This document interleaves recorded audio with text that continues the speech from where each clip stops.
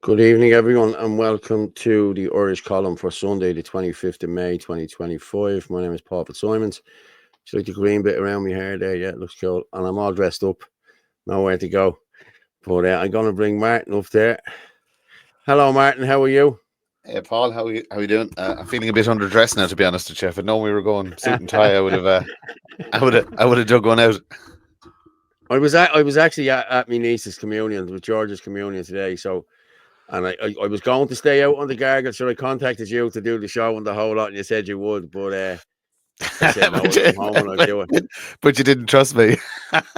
No, you're quite capable. You know what I mean? Yeah. But I thought, listen, I had one point, and I asked my sister, would she drop the kids over for me? And I'm not driving all the way over there. I thought, listen, I'll drive myself. So I was back here in time to get it sorted and the whole lot. So, yeah, how's things? Another big 3 or 4 days we've had, haven't we?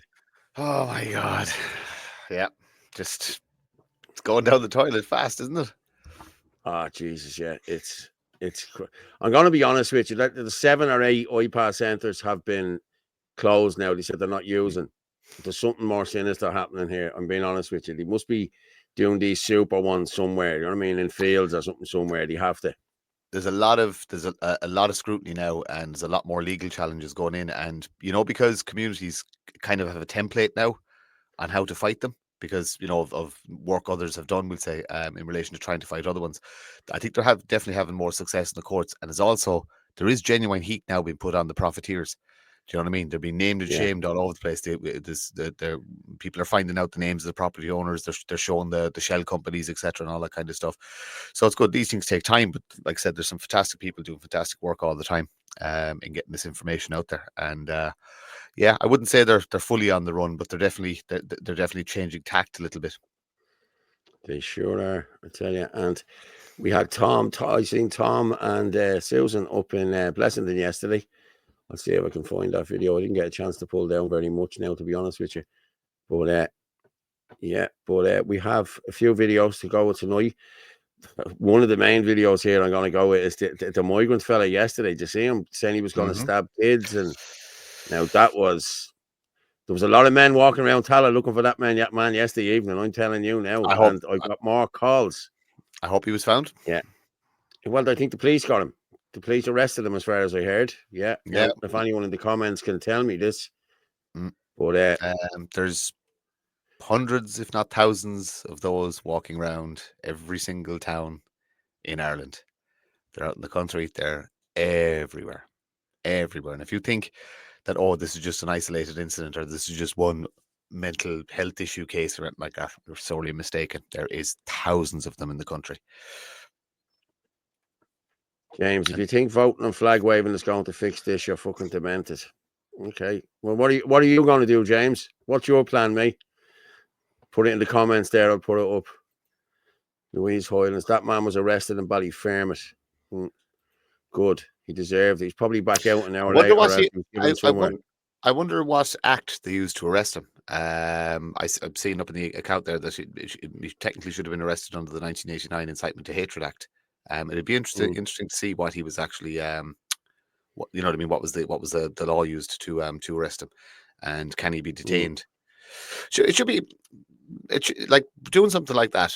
Should be automatic deportation straight away, straight to the airport. Should yes. Yeah. Fair play to the boys finding the camp. I believe he was got by the guards, but knowing them, they let him off. Somebody just posted in there that man got arrested in Ballyfermot. And another girl just posted, no, currently in Portlaoise, walking free. Jesus, if that's the case, the people of Portlaoise need to be looking out here. You know what I mean? Frank Barron, how do you do young Willie McBride? Your mind was sit here by your great side. Yeah. We are not voting our way out of this for sure. Well, give me another alternative at the moment. We all know what the other alternative is, but listen. And regardless of voting our way out of it, we've also seen the massive EU interference in elections in Romania and Poland beforehand. So we know the elections are rigged, but regardless of what happens, you still have to have some, how do you say it, some sort of platform to a political party is quite simply something that helps you carry your voice. That's all it is. It just means you can, it's a little soapbox to stand on where you can carry your ideas and carry your voice and communicate with people a little bit better. And that's what we use the platform for, just to get a message out there. And like I said, get the message heard a little bit further afield. But people shouldn't lose hope. It's going to be a long battle and it's going to be a long war. But don't ever lose hope. Yeah.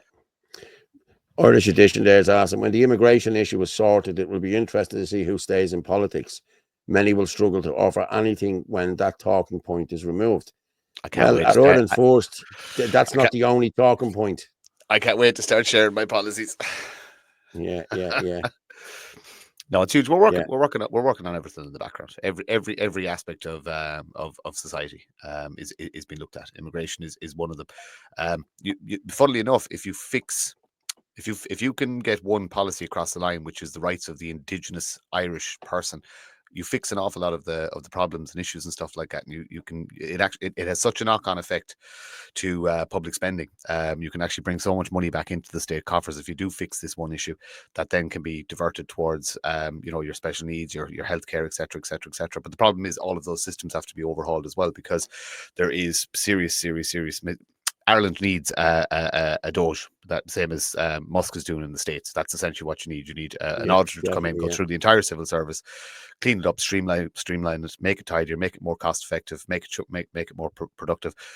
All at the same time, making sure that an efficient service fit for purpose is there. But then you also need to look at wider societal issues, mental health crisis, drugs issues, etc., etc., etc. But like I said, it's all being discussed and talked about all the time. But like I said, it does take time to nail a policy down. I've put up a few photos. Thank you, Saoirse. Did you send them into the WhatsApp group, or where did you send them? Yeah, hold on there. No. Okay, so not to worry. If you can send it into the WhatsApp there, that would be, there's the WhatsApp there, 0892031521. You can also get us there live at FitzyDub on Twitter, on X, at Anthony L. Casey, at RuggerMurph27.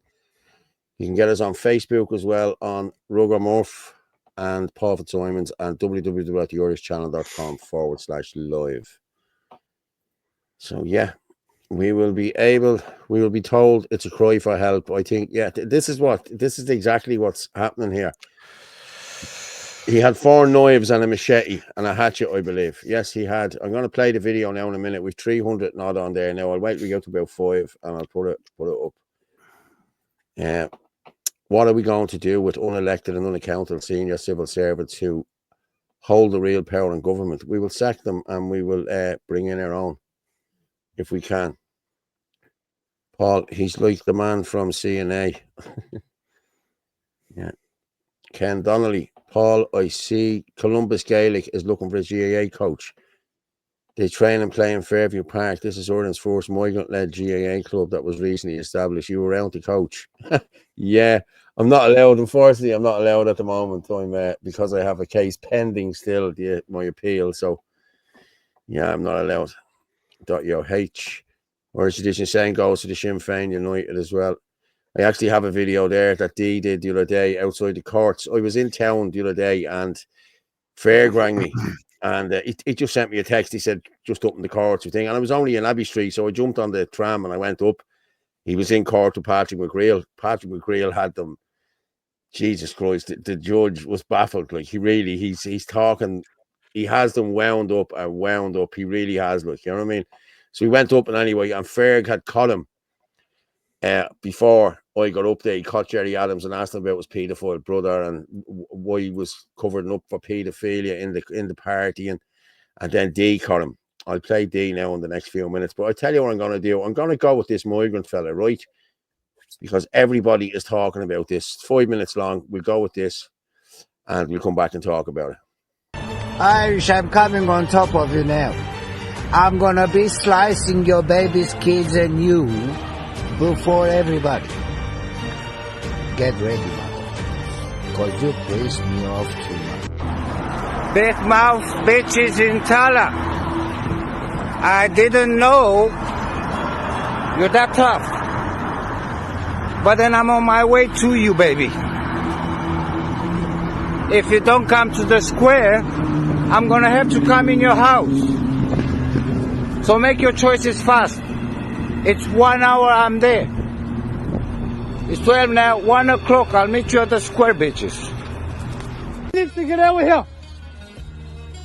You have 10 minutes to get out of here.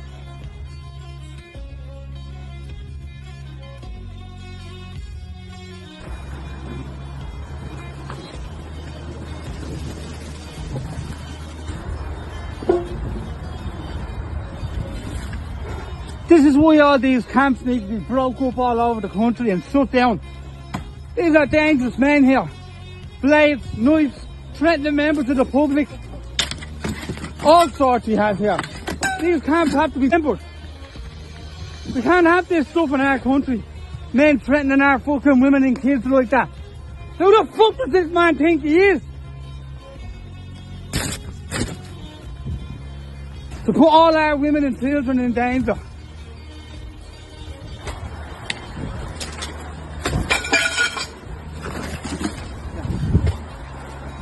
What's that? There's another big blade. Look at that. All these weapons this man is left up here with. There's another knife. Look. Look at the weapons there this man has. 2 knives. What's that? A big huge blade. An axe. Look at this fucking setup. People want to start taking all the wooded areas around our communities and running these men. Break all these fucking camps up. Something be happening in our country. These men are let do what they want and threaten all our women and kids. But what be fucking happening around us? I don't know who the fuck they think they are.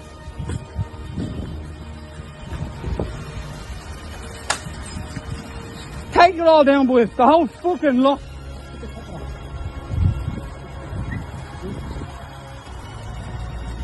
There's a ladder there, look. Stand on that ladder, knock that whole thing down. This whole camp is coming down. The fucking water there for the cunt. And get the fuck out of our bleeding town.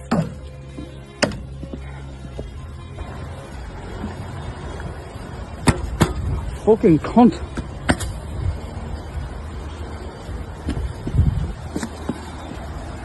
Oh, fucking bastard.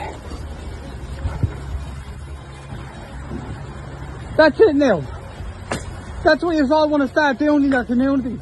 Don't be letting these men come around here and intimidate all these women and kids and make fucking threats like that. Don't sit in your arse watching fucking EastEnders or the football or sitting in the fucking pub all day. Get up and do something for your fucking women and kids. Let these men come into the country above all the Irish homeless. Set up camps, make fucking threats and do and say what they fucking like. Because I want to fucking cop the fuck on. This is no bleeding joke anymore. Take the whole thing down, the whole fucking lot.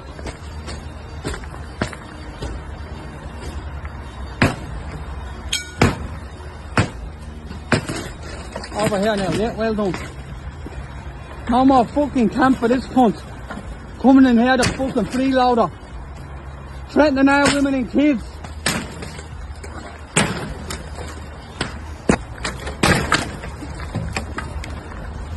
Now I hope the council are going to come in and get rid of all this fucking dirt. And don't leave it for us to clean her up like we had to do it the other fucking day.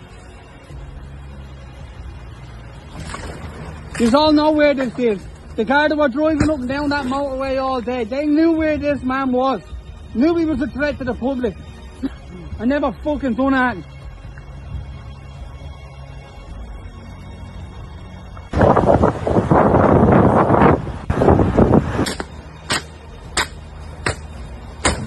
Flip the whole lot down. Flip that one there. That one there. Flip that whole thing down.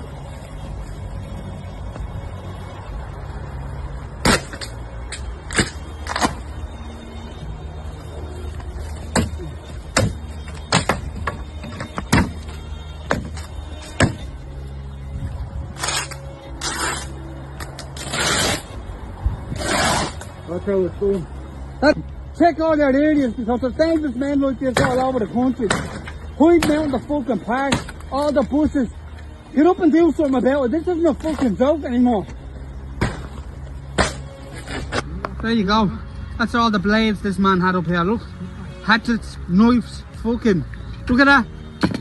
There's his fucking pipe there. Look. Bottles of gas. Fucking everything the cunt had up here. That's the fucking end of that.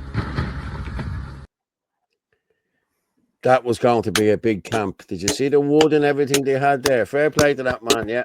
No. Well, that's what everyone should be doing. That's what everybody should be doing in every area. Run them out of them areas.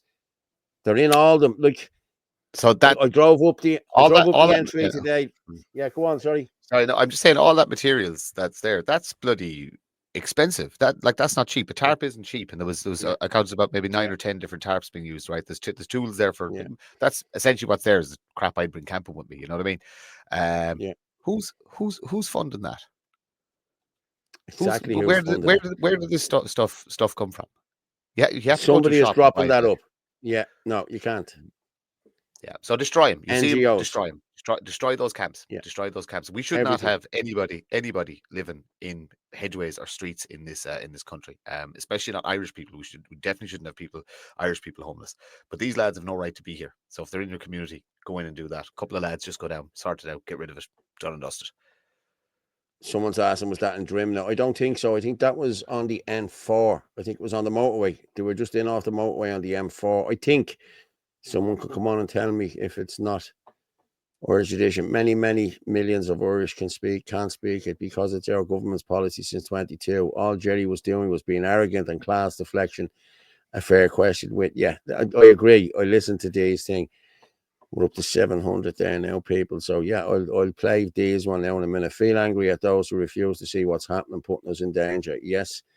Thank God there's still some brave men like that left in order to protect women and children. We are on our own, lads. And the people who are facilitating this are in Leinster House and senior civil servants. And I'm always asking the question, why are they allowed to walk the streets?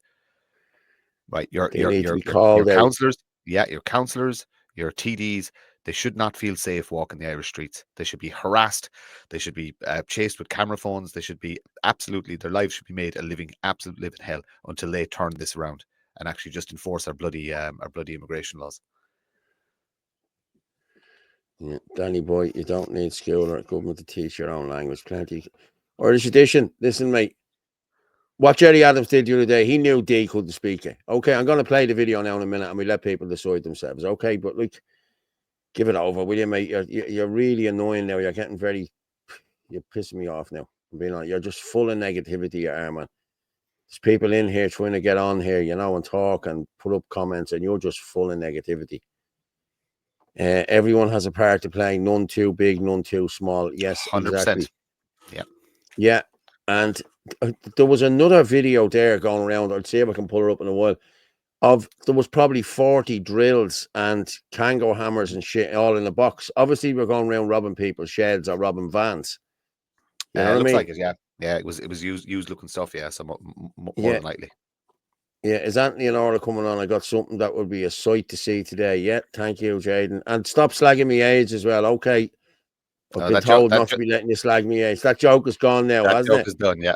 I was talking to a friend of mine tonight and she said not to be doing that, so that's it now, Jaden. No more. Yup, Fitz, yup, Murph. Are you giving up a presidential speech, Fitzy? What?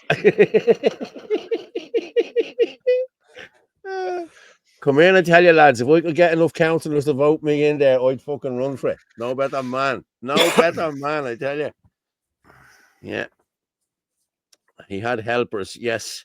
There was a lot of them in there. Pakistan, India, China, Africa, etc. All allowed from their homeland, except Ireland and Europe. Get these guns out.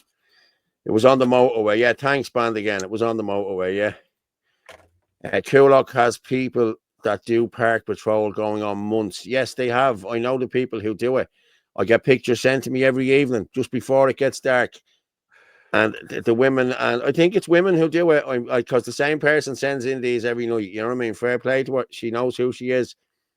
But yeah, Coolock do that. I went down a couple of weeks ago as well. There was a couple of them drinking in the park. And what they do is they sit 2 here, 2 there, 2 there. When I got out of the van and walked over, they had gone at this stage, and I walked over to about 6 young fellas. I said, was there any migrants in here?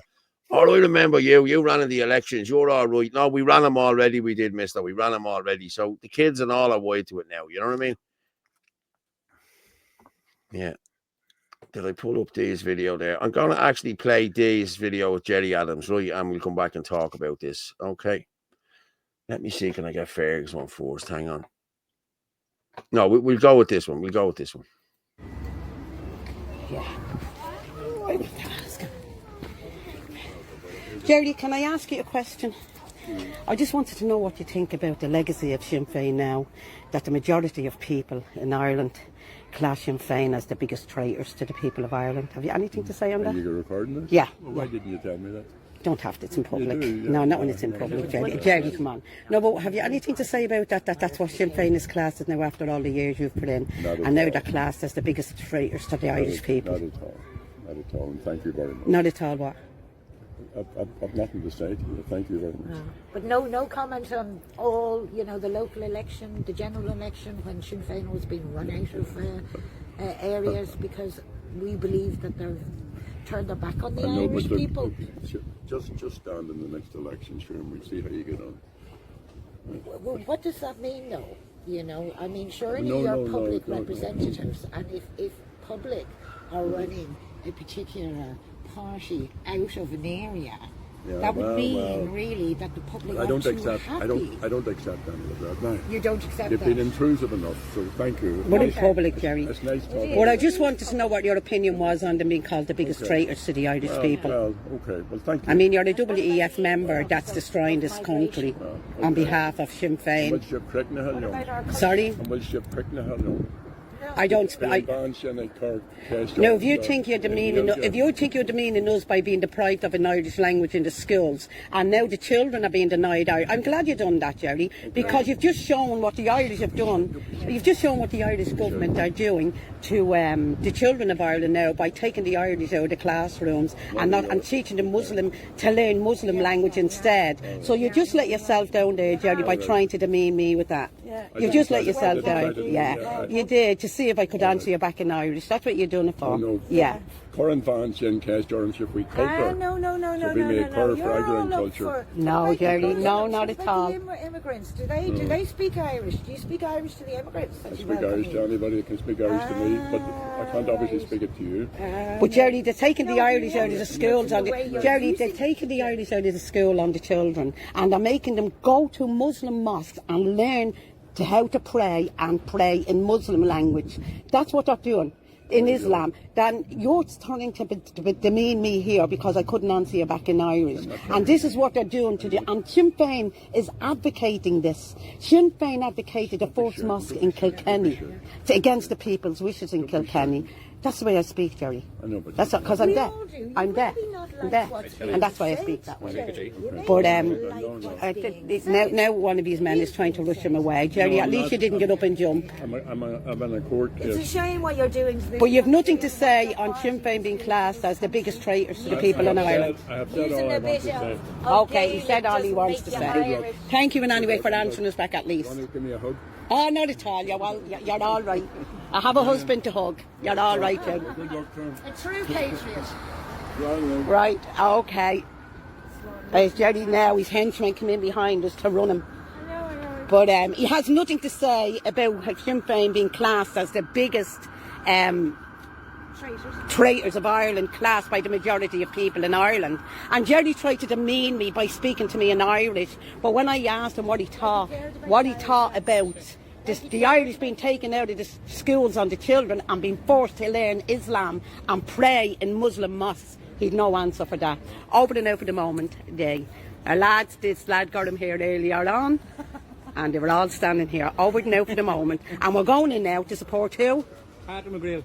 Who are we going to support? Patrick McGreal, doing great work. Yeah, Patrick doing great work. We need to find out the authority the Chief State Solicitor has to represent individuals in the public sector. So Good we're for just you. waiting to hear an answer on that. Over and out. Over and out, Dave. Look the way I got my face in there. Yeah. I was going to say, who's the dodgy looking lad there? Yeah. That was Ferg. That was Ferg. The dodgy looking fellow was Ferg. Yeah. Standing beside Ferg. Yeah. Oh, that was probably me. Yeah. But there's a whole trend. There's a whole trend on Jerry Adams' tactic there. That's a Sinn Féin are pushing that out big time with the lefties and their Antifa buddies, that they're all doing TikTok videos off scale now, saying that you're not patriots because you can't speak Irish. The reality is most of us can speak Irish. We have enough words to throw sentences together, but because if you don't use the language, you lose it. We do need to be throwing the Kupla Fuckle around a little bit more. Well, I don't speak it at all now. I'm being honest with you. But you don't realize it. You probably have from memory, 1,000 words in your head, like, you know what I mean. That the grammar mightn't be perfect, but we do need to just even start greeting each other in Irish, and a bit of small talk, and even simple things like ordering a pint, or just little things like that. But it's definitely tactic. I've noticed that across social media, all the lefties doing videos in Irish. So, just with Ferg was there with me there. I'm just going to share this here, okay? And Ferg had caught him earlier on in the morning. I don't know whether you've seen this or not. I haven't actually. I'm looking forward to this. Ferg caught him going in. Right, listen to this. Wrong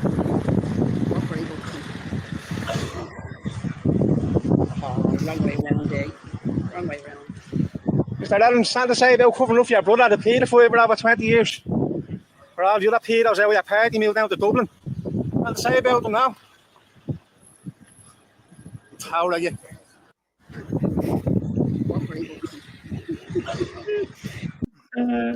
Good old Ferg. Doesn't give a shit who he calls out. What's Adams in court for? Is that the libel case? Is it against the defamation case? Yeah. And the funny thing was, the ironic thing, Ferg wrote it there in his thing. I'm just going to read it there. Hang on. The irony of this other scumbag claiming off the BBC for defamation of character from paedophile enablers. He's claiming off paedophile enablers for a paedophile enabler. You know what I mean? So, yeah. Yeah, it's a big dirty circle. Yeah, it is. Yup, Ferg. Look at him scurrying away. Yeah, he did scurry away. Yeah. The Judas curiosity stabbing the back and the hug. Yeah, that's exactly him. Yeah. Michelle Keane, keep up the good fight. Yeah, is Michelle in there? I don't know whether she is she? I didn't see her, but she can come in and have a chat if she wants to tell us what's going on. Irish edition, I was actually chatting with a friend today, and she confirmed that Irish children are being brought to mosques. There you go. Yeah, we know that's happening. Good man, Fergus. Good man, Ferg. Everyone loves Ferg. I tell you, he's one of the very few that I trust. I'm being honest with you. Michelle is there. If she wants to come in, she can come in and have a chat in a few minutes if she wants. But I had a video there. Did I pull it down? I don't know whether I pulled it down or not. Michelle. Yeah, sure. Listen, if she wants to come in herself, she can tell us without me playing the video. So send me a message there. Hang on, let's see if I got it here. Where's Orla? Is Orla not coming in? Did you send her the link? I sent her the link at 9 o'clock. Look, you know what I mean? She were half an hour in there now. Yeah, plenty of pedos. Yes, Michelle, we stand with you. Good. I'll send that on to Michelle there now. Hang on. But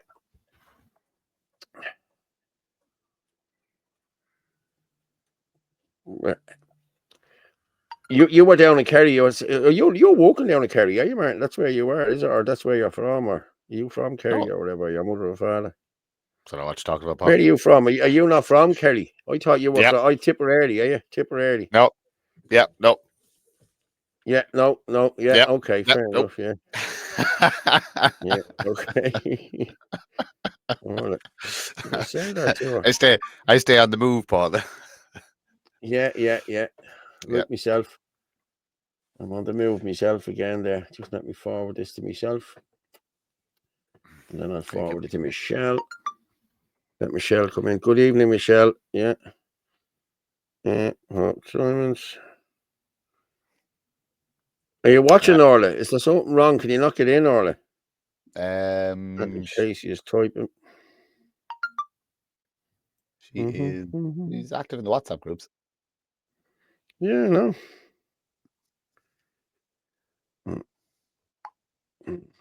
Sent that on to Michelle there. Let her come in there and tell us how she's going, because she's getting an offer. She's getting it from every angle. Martin Murphy is Valhalla. No, I've actually I've no Norse blood in me at all Irish, 100%. I think I have Norse blood in me. Where's the edition? My friend is not in any way mendacious.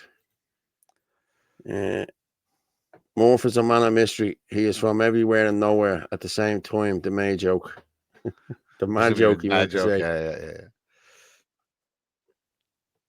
Paul and Martin, I tagged you in info coming from Roscommon. Okay, Anthony wants to come on and talk about that as well, doesn't he?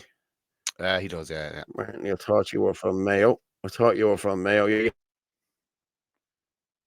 Done him all right, hasn't he? Yeah. Where's the edition we are copying UK about will only be a matter of time before a rapid demographic change. It's already a rapid demographic change. Yeah, actually, the stats are there to be seen. You know what I mean? There's a million people, a fifth of our population since what was it, about 2008, was it, or 2010? There's figures going around on X there in relation to it. But yeah, we're in trouble because couples aren't having babies. Foreigners are coming in, they are having babies because it's very easy to have lots of children when you're on the welfare state. If you're a young working couple, it's impossible. It's impossible to have a large family. It's possible to get a bloody house. So yeah, but like I said, these are things that are going to need to be addressed and fixed. And again, the thing is that people are you're all about immigration, It fixes so much. Re-immigration. These people have to go because that will free up resources for Indigenous Irish people, and we can start fixing our own local problems in relation to housing. So but sour the milk, make it unpleasant to be a non-national here. It's as simple as that. That's what you have to do. And you have to. Do you ever remember the ads that used to be on about the welfare cheats? You know what I mean? That somebody on the dole, working, they're putting their hand in your pocket. Remember those ads? Oh yeah. We should actually start a campaign to say that the Irish state is putting their hand in your pocket and giving it to non-nationals, something along that line, so you can get it. We might actually work on that tomorrow and see if we can get a video made up, because that's what's happening to all the listeners here. The government is robbing you to make you poor, to facilitate a massive unnatural population increase that they spoke about in the Dáil.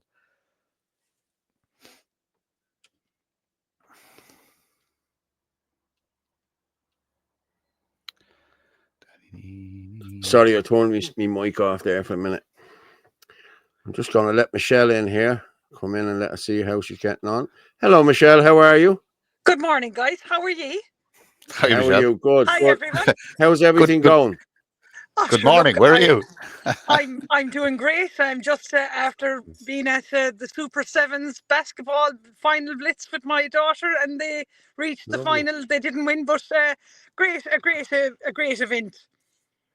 Lovely, yeah. As you can see, I'm all suit and boot. I was at a communion. So, very good. How's everything going? Like we seen, he got the injunction, didn't he? He got the interlocutory injunction, didn't he? That's correct, yeah. And I've been given 7 days to remove 12 posts, and then now, the next procedure now will be the defamation case that the politician is bringing against me. So look, it's been a busy week, but I've huge national support rallying around me now throughout the country and throughout Kerry, and in fairness to the judge, he said on the day that he wasn't silencing me from speaking about the politician. He said that wouldn't, be very appropriate given that we're in the same political arena. But obviously it's up to myself what I say on the matter. But look, I mean, I'm very positive about this country and the way it's heading now at the minute, because I'm really looking forward now to Cork, the protest in Cork now on June the 7th. Derek Bly has invited me to speak in Cork at City Hall, and I'm very honoured to be asked, and I'm looking forward to that. But look, we as a country now need to rally together and stand up to all this nonsense that's happening. I don't know if you saw, different posts there that were put up by certain solicitors and things. People now have to realise that,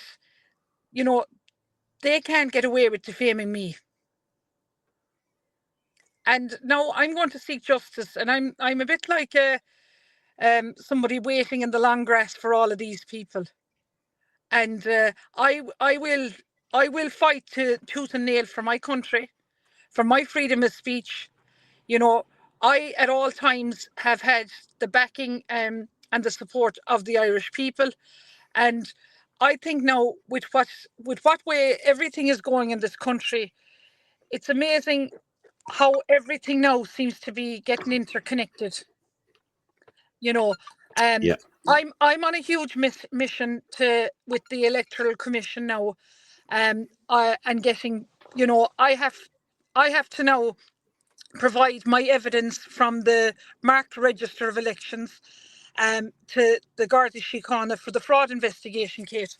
So I have written a letter to the clerk of the Dáil, Peter Finnegan, to the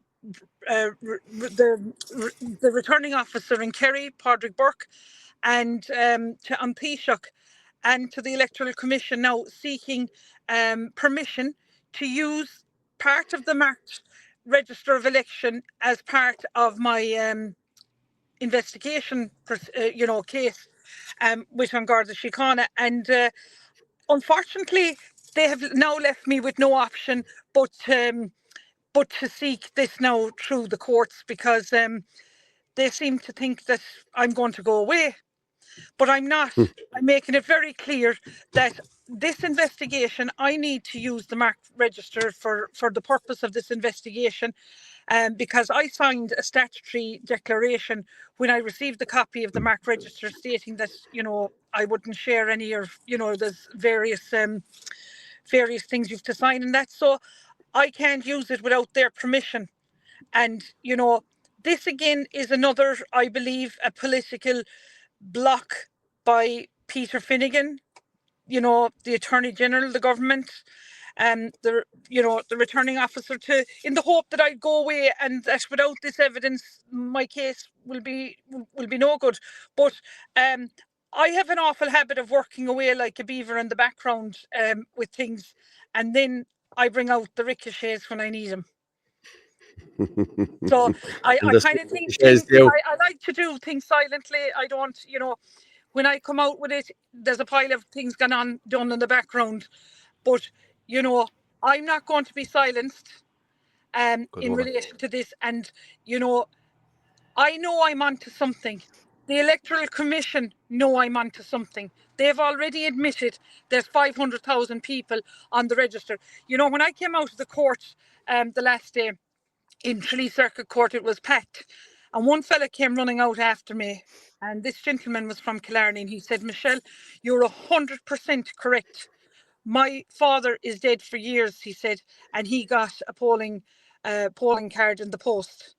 And he shook my hand and he said, "Michelle, you're onto something huge." But not alone this, because I believe there's going to be a general election very, very soon, because this government, this cobbled together Irish corrupt government, are just hanging in there by very slight margin at the moment. And what I want to do is reform the whole electoral process, the election process. I have some fantastic ideas of how we as a country can make this too big to rig, and to get rid of these presiding officers that are tearing ballot papers out of ballot books. Get rid of the presiding officers that are allowing them, and standing kind of, in my opinion, covering up for people, and getting proper systems in place. for the next general election because thousands of my votes have gone missing. So I've asked them now. I've asked the Electoral Commission. I've asked Peter Finnegan. I said I want, as an independent candidate, I want to see all the ballot papers, because why I want to do this is a lot of people took front and back pictures of their ballot papers when they were voting. Now that's very important information that they have shared with me. People have shared that with me. So I want to look at all the thousands of the votes in Kerry, because, you know, there's lots of things I want to do in this, but, you know, I'm being blocked by government at every move I make. But I won't be silenced by it. I've still another thing up my sleeve now that I'm going to do, because in fairness, the Gardaí and Macroom now want to investigate it. They had initially closed the case until I said, how can you close a case? I wrote to the Assistant Commissioner and the Minister for Justice. I said, how can you close a case when you haven't looked at my fresh evidence? So to be fair, they're now all over it. They want to look at it and investigate it. And I need the information. So I just think people saying we're living in a democracy in Ireland, we're not. Michelle, can I throw a couple of questions? Because look, just in Ireland First, we're working on the exact same thing there in relation to cleaning up the electoral register. Myself and Susan Brady have had quite a few chats about it, and I just started working on a policy today. So, there's no technically there's no national register technically, because it's all done at council level. You know what I mean? That you basically register, get your voting card, but it's done in the local councils. Are you aware? Is there an actual? But is there a national register that can be accessed, or is it literally no? There isn't, because I've asked the Electoral Commission this. I said, and they said, you know, they said to me they don't even have access to the marked register, only what councils give them. I said that's disgrace. I said in this day and age when we're tech savvy, that ye should have this at the top of, you know, the touch of a button. And the other interesting thing about this is, right, you know, I said to them, well, what is your role? What is your job like? You know, you're getting paid thousands and thousands of money from the government. And if you don't know who's on the marked register, how the hell am I supposed to know it as an independent candidate going for it? And plus, even I see it myself. I had changed my, I went in last year and I said, I want my, you know, I'm divorced. I said, I want my maiden name on my ballot polling card. The lady inside in Kerry County Council changed it in front of me. She said, it's done now, up in the system. And yet I get 2 polling cards out, one with Michelle Keane and one with Michelle Darcy on it. Jesus Christ, that's crazy. And I actually saw her changing it on the system in front of me. And, you know, like, why is this happening? Why are there dead people in Kerry on the register? Like, they're saying there's 500,000 plus. Now, that could be 1 million, that could be 1.5 million. But even at that's you're looking at nearly 30% of the amount of people that voted. That's crazy. Shouldn't this be enough to bring down the government and rerun the election? But if the election has to be rerun, the whole thing has to be overhauled, and, you know, a new system has to be brought in, because this can't happen again. What happened with me? I mean, thousands of people have come to me and said they voted, and, you know, they're the Kerry's Eye newspaper. They love having me on the front of their paper to sell their rag, in my opinion, of a newspaper. I call it Kerry's Lies. And they've always referred to me as the failed election candidate. Same I'm the same. Right? Same as me, yeah. I'm not a failed election candidate, because the candidates were selected, not elected. Yeah, I agree. Yeah. But they love to put that failed election candidate. They love to do that, you know, trying to listen. Yeah, they do. But like, look, you know, I know I know a good bit about Kerry, right? So there's you call it the politician, but you and I both know that that family's been operating a cartel down that neck of the woods for a very, very, very long time. How do you go about dismantling that? because they have that, like they've Well, a large section of Kerry sewn up even in the LEAs. I believe that the truth will always outweigh in the end. And I think, you know, people's eyes are open to politicians now and the corruption that's gone on throughout the country, not just in Kerry and everywhere. And people now have seen what politicians now have done to their own counties. There's politicians in Kerry that have profiteered, that are, in my view, enabler human trafficking into our county and country. And I think people now are kind of waking up. The diehard fans are waking up to these politicians throughout the country. And, you know, I suppose, look, it's like everything, you know, people like people, right? And, you know, when people see the truth of what the true colours of people, what they're like in the end, I think, you know, I believe in truth and honesty. It's got me to where I've got in life. And, you know, while I might be derailed along the way, I always believe the destination will be there in the end. And I definitely believe that I am going to be in Dáil Éireann, and, you know, at some stage. And I think that time is not too far away. Good stuff. Fair play to you. Yeah. And you're doing it right, you know, and they know you're doing it right. That's the problem here, you know. And the truth, we say it every night on here, the truth will set you free. That you need to tell the truth. Once you tell the truth, you will not be caught out by any court in this country. I've shown one thing as a woman trying to break down the glass ceiling in politics in Kerry and Ireland, that I'm a born leader for this. I'm, you know, life skills have taught me, you know, through business, through, you know, relationships, everything. I have a very broad, you know, skill set to offer to the table. I'm not a fool. I've, you know, in my political aspirations, you know, you didn't know me last year, Paul, right? You know, a year and a half ago, Martin, you didn't know me. But, like, you know, I've built this up myself with a mobile phone and honesty and integrity. And if that means calling out people and exposing them and, you know, having to go to court or whatever, I'm not afraid of anything. And, you know, I always said, out of something bad comes something good. But I have a resilience and a passion for our country that, you know, that you can't buy. Yeah. And, you know, as a woman, it's definitely harder. You know, like when my son was born, I said straight away, to the doctor, hasn't he an advantage in life? Straight away, he's a man. And, you know, I just find that I've had huge backing and support from some fantastic Irish men in this country, along with Irish women, but some amazing Irish men have come and backed me in the corner, you know, backed up for me and everything. And I think the time is right, like now, for good, strong, female, intelligent women in politics in Ireland. And I think I am going to break the glass ceiling eventually in this. Well, I'm telling you now, the comments.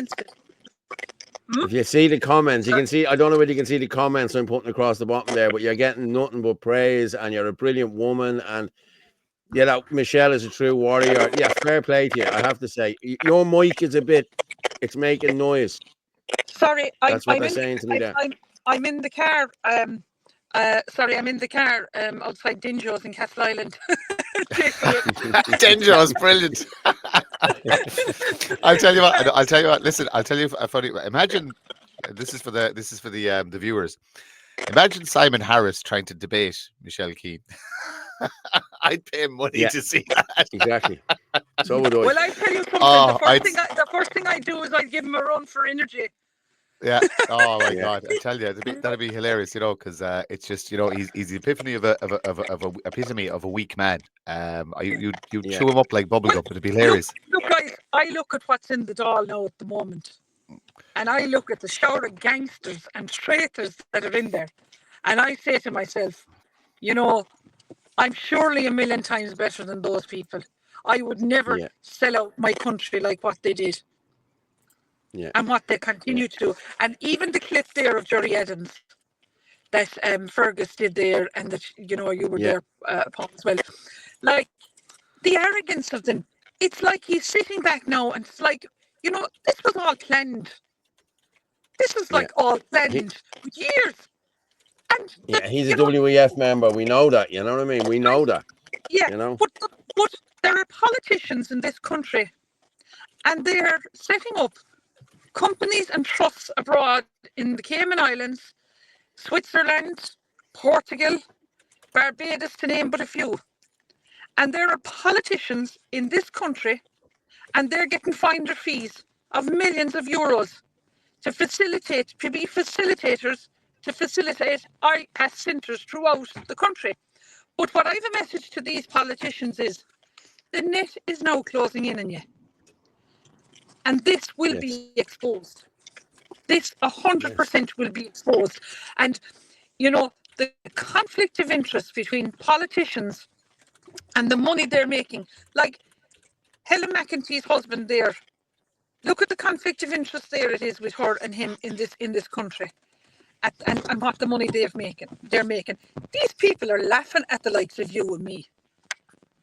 Right? But I do believe there is a God there, and I have huge faith in the man above, because, you know, we are true Irish citizens are not going to let the carnage continue in this country for too much longer. I think Cork parade now on June the 7th will outbid the amount of people that were there in Dublin, and as we know, that was thousands. And everyone now needs to get out and support these parades, because it is working. You know, there is a revolution, there is a movement happening in this country, and I think what other best place to have this now at the moment is probably Cork, given, you know, Cork is such a Republican rebel county, and I think that's going to, you know, gist it on for the Limerick protests, following on from that, and following on into the Dublin protests in the Garden of Remembrance again. Yeah, but it's up to everyone. 3 big ones coming up. Yeah, you know, and you know, I'd like to see a protest on a Tuesday with about 150,000 people and go right into the Dáil and say, we've had enough. I think that's what we need to do. Yeah. Take them off the Sunday protest and go on a Tuesday and say to everyone, look, it's your country, come on. You all can surely spare a day to go in and do this. Because if we don't start doing something now in the next month or two, you can forget about Ireland. Yeah, I think you're right. That's what we're trying to do at Ireland Force. We're trying to get all the policies done, everything in place. Like we have committees for nearly everything now. We have health committees, education committees. You know, we have the committees in place now. Doctors, nurses, school teachers. You know, it's all there, ready to go now. We just need to give it the final push, don't we, Martin? And we'll get it across the line. Very good. Yeah, look, we're getting there. We're still working away in the background. We have lots of good, like you know yourself, the team there. There's a couple of people in the background there that won't be front facing, but they're absolute experts in their field. And well, that's what you need. I mean, you know, not everyone wants to be out front or anything, but at the end of the day, I just think, you know, I've done my bit for what I can do, and I'm still doing it. And it's huge. It's huge what I'm doing. It's huge work what I'm doing, and you know, I do feel though that I am guided to do this, and I'm meant to be doing this, and I'm actually enjoying it. You know, I'm enjoying it. I don't see that there's anything wrong in exposing corruption. If I took a defamation case, I took a defamation case for everyone in opposition to me that didn't like me, gee, you know, I'd be in court every day. You'd be broke with all the money you'd have to pay out. You know what I mean? And that's how they get you, you know? Yeah, well, fortunately, I represent myself. And the ironic thing is, like, the amount of people that have seen my paperwork, like, have said it's unbelievable. They'd never get it from a solicitor. But, like, you know, I'm on a path and on a mission now to get where I want to be with this electoral rigging in this country, because, you know, people have contacted me and have told me, going back to the 80s, they can remember in Tala polling stations what corruption went on there. That's going back to the 80s, right? Mm-hmm. So I think I have exposed an awful lot in a very short time. And you know something, sometimes it takes somebody fresh to come in with new eyes and stand back and actually be a guinea pig in all of this, and then see what they can do to you. Because I remember before I went to Turin-Cahill polling station, I was asked by the presiding officers, 3 emails I believe they sent me, asking me what polling stations would I be going to on polling day. Did they think I was stupid or something? I said, I'm going to be going to them all. You know? Yeah. Yeah. And then on the day of the polling, on the day of the count that morning, I went straight to the presiding officer and I said, this is what's after happening in Turin-Cahill. I emailed you, I emailed the Electoral Commission, I emailed the Minister for Justice, and I said, you know, this is compromised now, the election in Kerry, because of this. And he said, oh, we'll have to proceed on now with the count and open the boxes and keep an eye out for the Turin-Cahill box. And you know what he said to me 4 or 5 hours later? That he had spoken with the presiding officer and he was satisfied. And I said, satisfied about what? What did she say? And he said, no, look, you can petition me if you want. That was the arrogance I was dealing with. Yeah. It was the same with me. I questioned. Thankfully, there were people there and they listened to the whole thing, because he said it to me when there was a group of people sitting down. So it wasn't just me that heard him. You know, I questioned a couple of the ballots. I did, and your man moved them to one side. And when I walked away, the other lad said to me, he said they're putting them back in as number ones for Fianna Fáil. He said he didn't take them out. He said he took them out while you were there and put them back in, about 6 of them. Well, look, I saw what went on in the local elections at the Count Centre, and what was done to me right in front of my eyes. It was absolutely shocking, like. But the general election, I thought they're not going to try these stunts, but sure, they did worse, in my opinion. Worse. Oh, they did, definitely. Like, Definitely. Where did the thousands of people that voted for me, where are their votes gone? Yeah. They tried to say, I only got 7 votes out of a school that I went to school in, in Donohoe.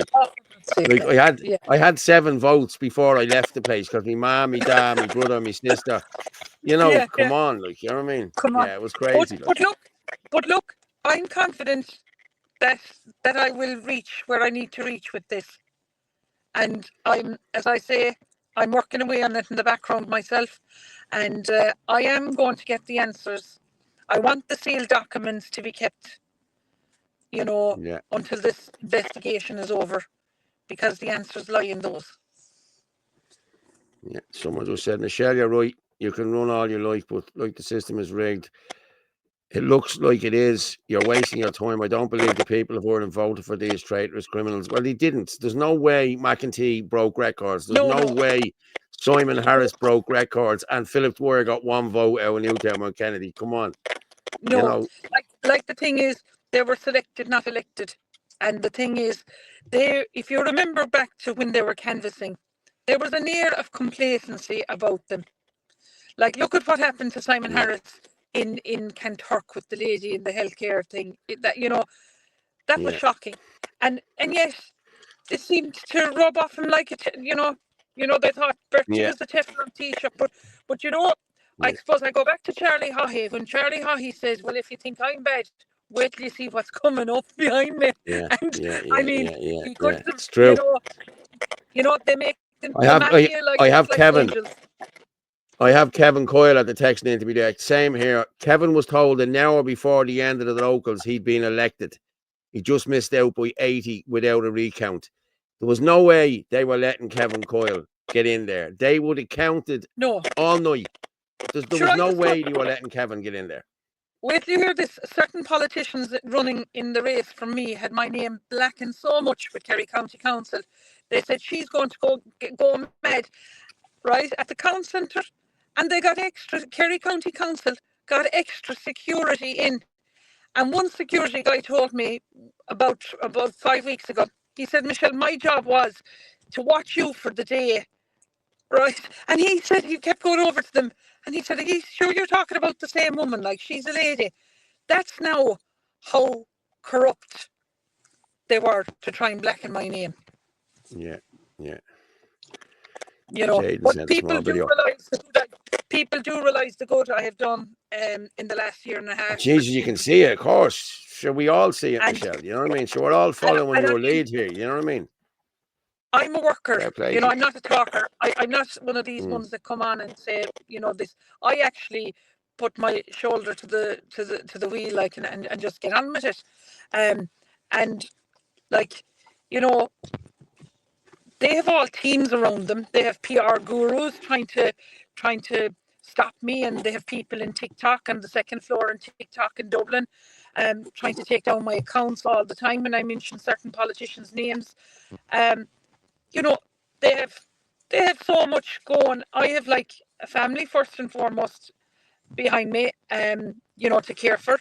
I have a lot going on in my personal and private life, and you know, anytime I can give, you know, to this, I do, because I definitely am passionate about our country, and I think, you know, I look at people, and some people are still in a coma, and I'm looking at them going, you know, what will it take to wake you up? Will it take one of your children to be stabbed or raped or what by these unvetted migrants, male migrants coming in? Look at what you exposed there tonight in the video with the tents or wherever they were set up as a Drimna or wherever, and they having tools. Like, those tools were stolen out of somebody's shed. Yeah, you know, exactly. Yeah. Listen, thank you very much for coming on. Thanks, guys. And we'll get you on again next week or whatever. Fair play to you. Thank you so much. Thanks, Paul Martin. God bless you. Night and God bless. Cheers. Bye. Take care, Michelle. Night and God bless. You. What a lady. I tell you, she's fighting the fight, isn't she? Fair play to her, you know. I want to see that. I'd like to see her tackle somebody like Simon Harris the other week. So would I. Meet in the street or something like that. It'd be or even Gavin Pepper as well. Like, there's none of them that hold their own with Gavin. Gavin had fucking crippled them, I swear to God. They're trying to ban fast food. Anyone hear about that? No. Is Orla coming on or Anthony coming on? We're an hour in there now, so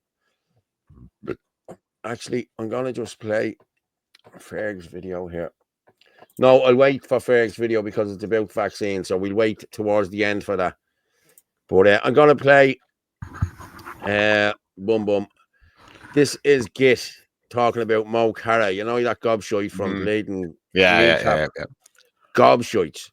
3 gobshites. I swear to God now. I'm like excuse me. Right, let's play it. Mo Cara from Kneecap dropping bars, and not for the first time. Ireland's not full. You're full of shit. There's a lot of like right-wing connotations to it now, and like fascist ideas and stuff, where it's like Ireland's full. We're still 1 million people down from the famine. I agree with you. Ireland's not full. You're full of shit. Firstly, he's against British colonialism, but speaks of the Irish Holocaust, committed at the hands of the British, as a famine. And yes, we might be 1 million people down in terms of population. And there were very different times back then. But what do you want to do now? Turn this beautiful country into a concrete jungle just to house the world? But let's discuss this Ireland's not full narrative. Ireland's population is increasing at a higher rate than the country's housing stock. Just in case you didn't realise, we have over 15,000 homeless Irish people.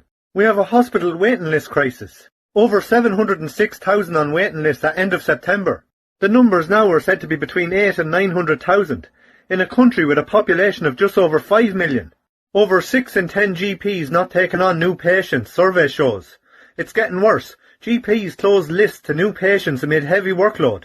From Sinn Féin, who support the plantation, psychology waiting lists have doubled under this government.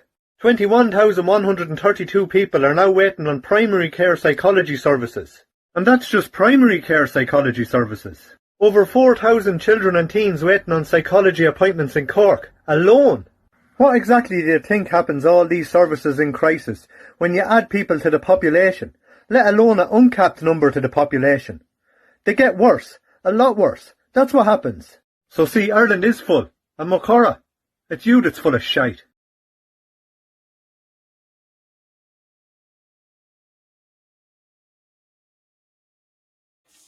Right, Brian Keane just said, Paul, get a can of beer. You look tired. It will sort you.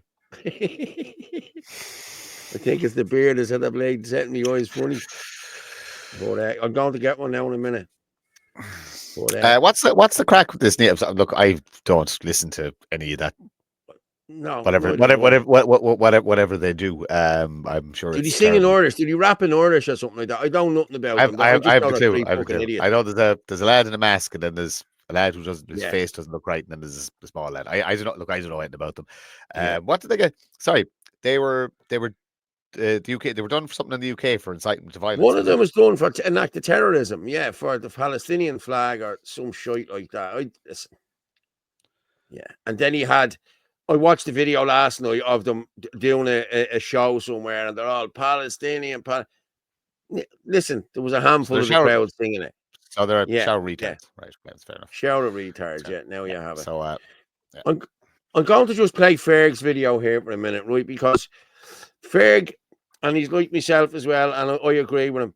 If you're not talking about vaccines or vaccine injuries in this movement, you know, this needs to be spoken about. Politicians and parties who don't speak about this, I wouldn't back them at all. And I think this is what Ferg says in this video. So I'm going to just present this, and I agree with him. I really do agree with him.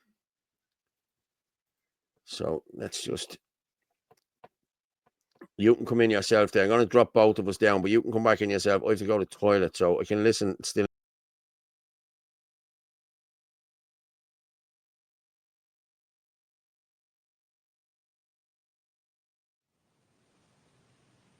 I just want to clarify something.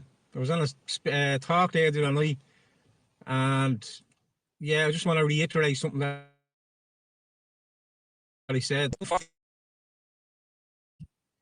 Anyone that thinks that they're going to step up for this country and lead it, whether in a party, political party, or whatever, people that have never opened their mouth once about the medical genocide and the democide of our people, 23,000 excess deaths, including young boys and girls and babies in the womb.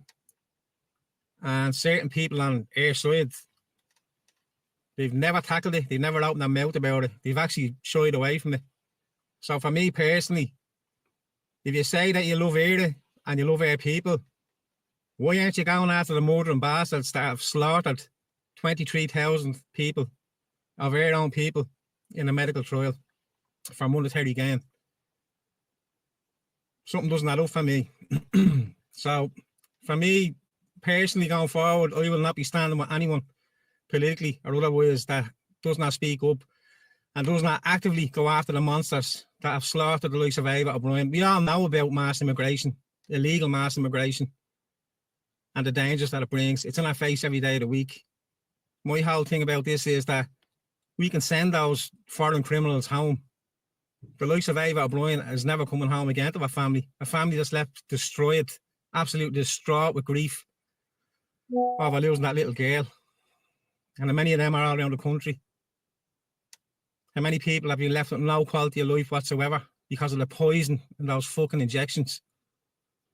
Then you have people that say that they want to step up for this country and lead it, that they love Eire and their people, but they're not willing to talk about that. Or the monsters that I said have slaughtered 23,000 excess deaths. And everything since that has been a distraction. And they're getting away with more. They're literally getting away with murder because certain people don't want to talk about it. So in future, that's my personal thing. I will not be standing with anyone whatsoever that doesn't go after these monsters for what they've done to our people, yeah? Well, that's my view on it. God bless everyone this fight. Eric Bra.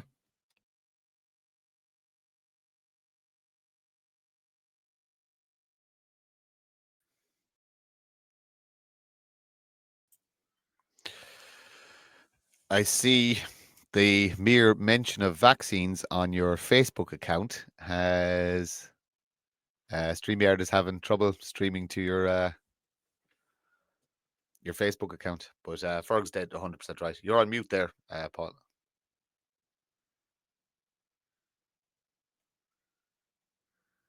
Can you hear?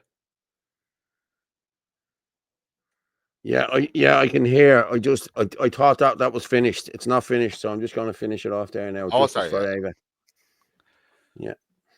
R.I.P. Ava O'Brien, 2008 to 2022. Let the little children come to me, and do not hinder them, for the kingdom of heaven belong to such as these. Justice for Ava, justice for all. God bless. Aaron Gabra. Thanks to Ferg for that now. And he's right. Yeah. And I'll be very blunt and honest about my my thoughts on the vaccines. I want people punished.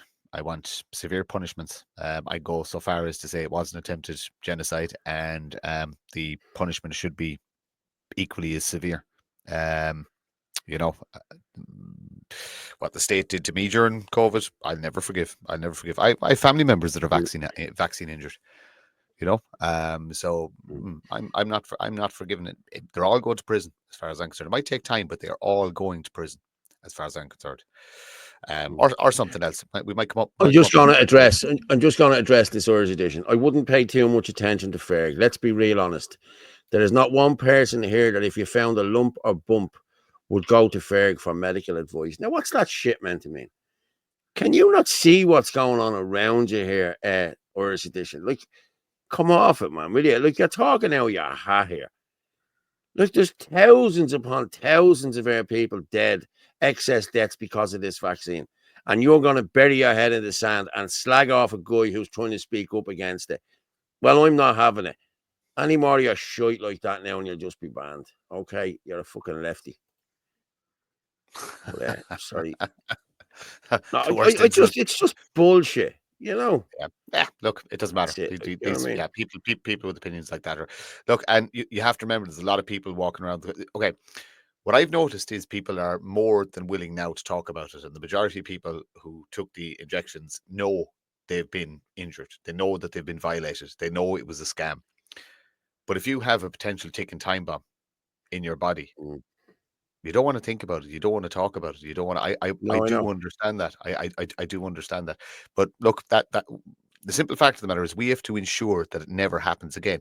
And Ireland signed up to the WHO agenda, so legally this could happen again. Do you know what I mean? So it's, and they could, with the laws they're bringing in, they could be an awful lot more forceful. We have to make sure that. Look, I go back to what I said. What got me in trouble the first time I said something. We should have put a few people swinging from trees back then when they actually started forcing this thing out, and one or two would have done it, and they would have got back in their box. But I for one, if the state ever attacks my physical body again, which they tried to do, and tried to bully and coerce me into taking a poison, I'm going to war, and that's it, and that is 100%, because I will fight to protect my body.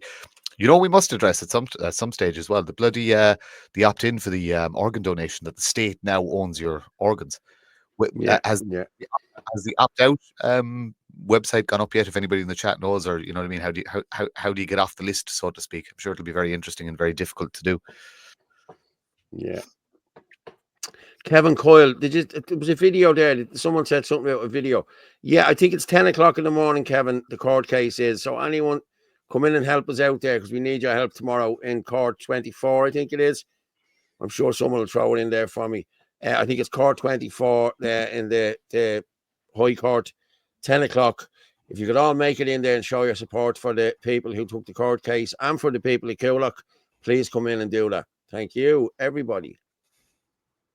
Yeah. It's all a plan. First they weakened us with mandatory poison, and now they finish off the rest of us with weaponized mass immigration. Yeah. Yeah.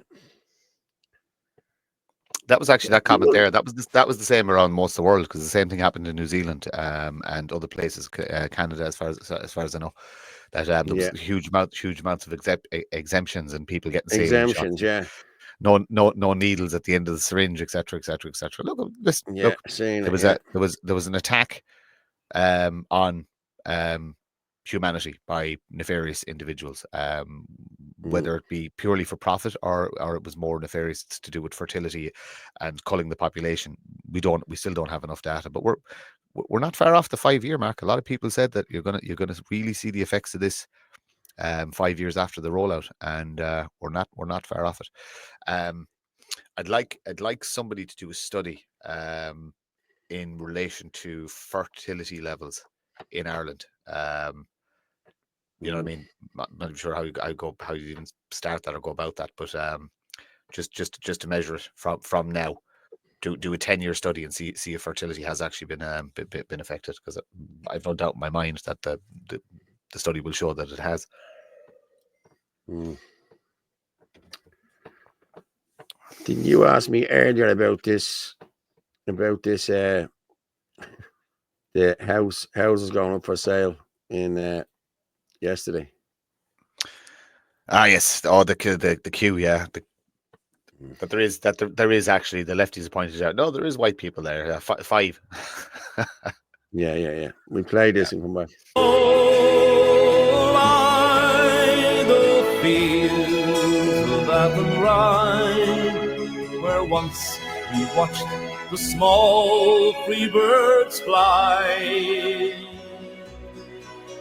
Our love was on the wing. We had dreams and songs to sing. Long day round the fields of Athenry.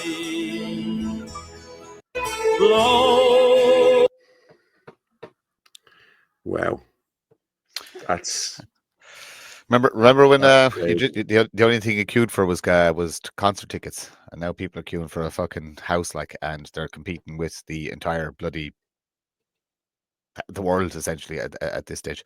There's again, Paul, there's a policy written in relation to indigenous property rights, which is very, very important. You know what I mean? If we do ever get into to government, that if you're not from here, you're not owning land here. If you're a vulture fund, you're not owning land here. There is going to be strict rules on who can own property in this country, and it will be the indigenous Irish will own everything. It's as simple as that.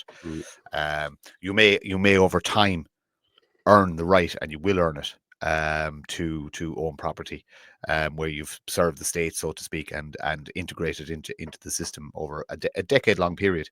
But outside of that, you're an Indian, you're an African, you're whatever, you're not getting a house here. You are not getting a house here. Whether you buy it or you will not be getting social housing, you'll be getting absolutely nothing. Okay, Jaden sent me in a thing here. You're all going home. Huh? No, I'm just saying, you're all going home. You're all going home. Exactly. Yeah. Exactly. Carl, I'm getting all this Jewish. Listen, the Jews this, the Jews that, the Jews this, the Jews that. Listen, I don't support Palestine. I don't support Israel. I don't support anyone. You know what's going on over there is shit. I know it's shit, but it's not my problem. Listen, this country is our problem. Israel, Palestine, Syria, all them places. It's not our problem, lads. You just need to get off your arses and stop flying Palestinian bleeding flags and start flying a Nordish flag and get your shit together and take back this country. Simple. That's just the way it is. Jaden just sent me in a video there about immigration. So I'll play that now. It's only a minute long. So he said it's about immigration or about the borders. So listen, I'm going to just drop off for a sec. I need to go to the little boy's room. So I'll let you. You held that for a while. Yeah, go on, work away. Yeah. We have held it for a while, yeah. Now, a brief message to all open border and liberalala libertarians, who will surely label this, you guessed it, as fascist. Now, in a fully privatized libertarian social order, there exists no such thing as a right to free immigration. Private property implies borders, and the owner's right to exclude at will. And public property has borders as well. It is not unowned property. It is the property of domestic taxpayers and most definitely not the property of foreigners. And while it is true that the state is a criminal organization and that to entrust it with a task of border control will inevitably result in numerous injustices to both domestic residents and foreigners, it is also true that the state does something when it decides not to do anything about border control. And that under the present circumstances, if the state did not do anything about border control, that this will lead to even more and much graver injustices, in particular to the domestic citizenry, than any other policy. Yeah, I'd be saying lose the hearts and the bunny ears and the nonsense. Yeah. I didn't know what that fucking was there. Sorry. It's libertarian concept on property rights, and the actual the property itself has borders, and if you own a property, it's yours, and you know what I mean. It's a school of thought in relation to property. Property rights be very, very important in libertarianism. But I like the idea there of the state. If something is owned by the state, it's not owned by the state. It's owned by the indigenous tax-paying population. If you get me, that's an interesting concept. So technically, if you run with that school of thought, the taxpayers, the citizens of the country, could actually stop the state selling off assets. Like they sell off buildings and they sell off companies and they sell off the semi-states and stuff like that. So technically, the taxpayer should have final say in that, not civil servants or selected officials. Yeah. Where's all our co-hosts tonight? Like, that's fucking mental where our co-hosts are. And they're all on the beer, it's I'd say they are all on the gargle. So, do you know what I'm going to run with now? I think, more than likely, what was going on there earlier on in the background. So I'm sure that, Yeah, I'd say that's what it was. So, yeah. Voldemort, he who we do not speak about. Yeah, I know. Right, listen, RTE put up a thing the other night, propaganda. Wait until you see this shit, right? Have you seen this video, Martin, where RTE put up your man who, I used to think that everything was wrong. I used to follow Trump. I used to do this, and I lost all my friends because... Did you see it? I seen a bit of it. I had to stop watching it. Yeah. Man, no. I have to let you see this. This is funny. Yeah. Is the guy with the long hair? Is it? Honestly. Yeah. Stop. This is trying to get people to think, oh, Jesus, what is that me? Am I like that? Nobody talks to me anymore either. Like, is that because of this? Is it because... Wait, you see, the greatest load of shite, but it's 3.5 minutes long of RTE propaganda. Watch.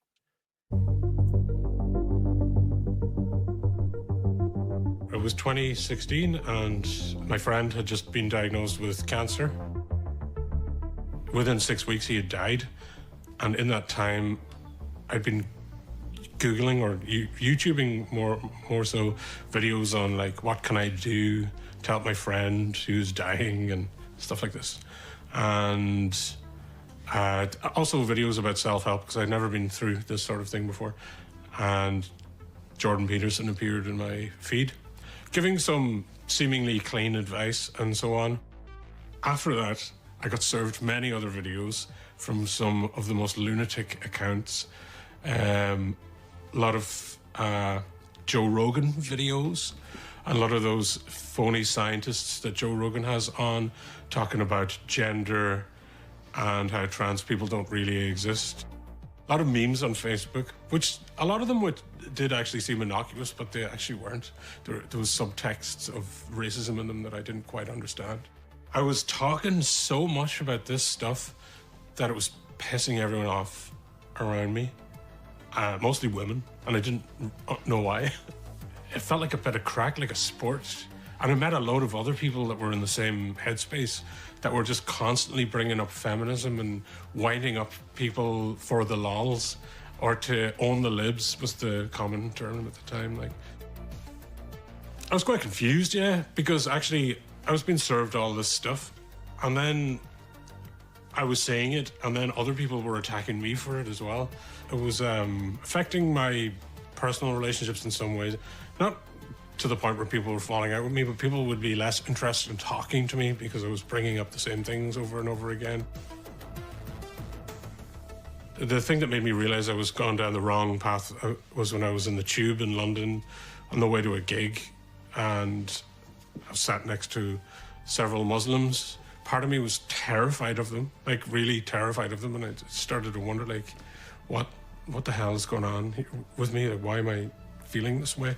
The realization of this was like a weight off my shoulders, actually, because I realized that I'd been wrong and that I'd been duped and that I'd been filled with all this fear. I saw an image of Iggy Pop wearing a dress, and the quote said, "I am not ashamed to dress like a woman because I am not ashamed of women." And that really solidified it to me, made everything coherent in my head about what femininity is and why you should not hate people who express themselves as the feminine. I just realized I've been brainwashed by a load of nonsense online. On a human level, I started to realize it was just that hate itself in any form is just wrong. You know, it's bad for you. It's bad for everybody, and it just spreads like wildfire. Rob Mulhern there speaking to our Jack McCarran.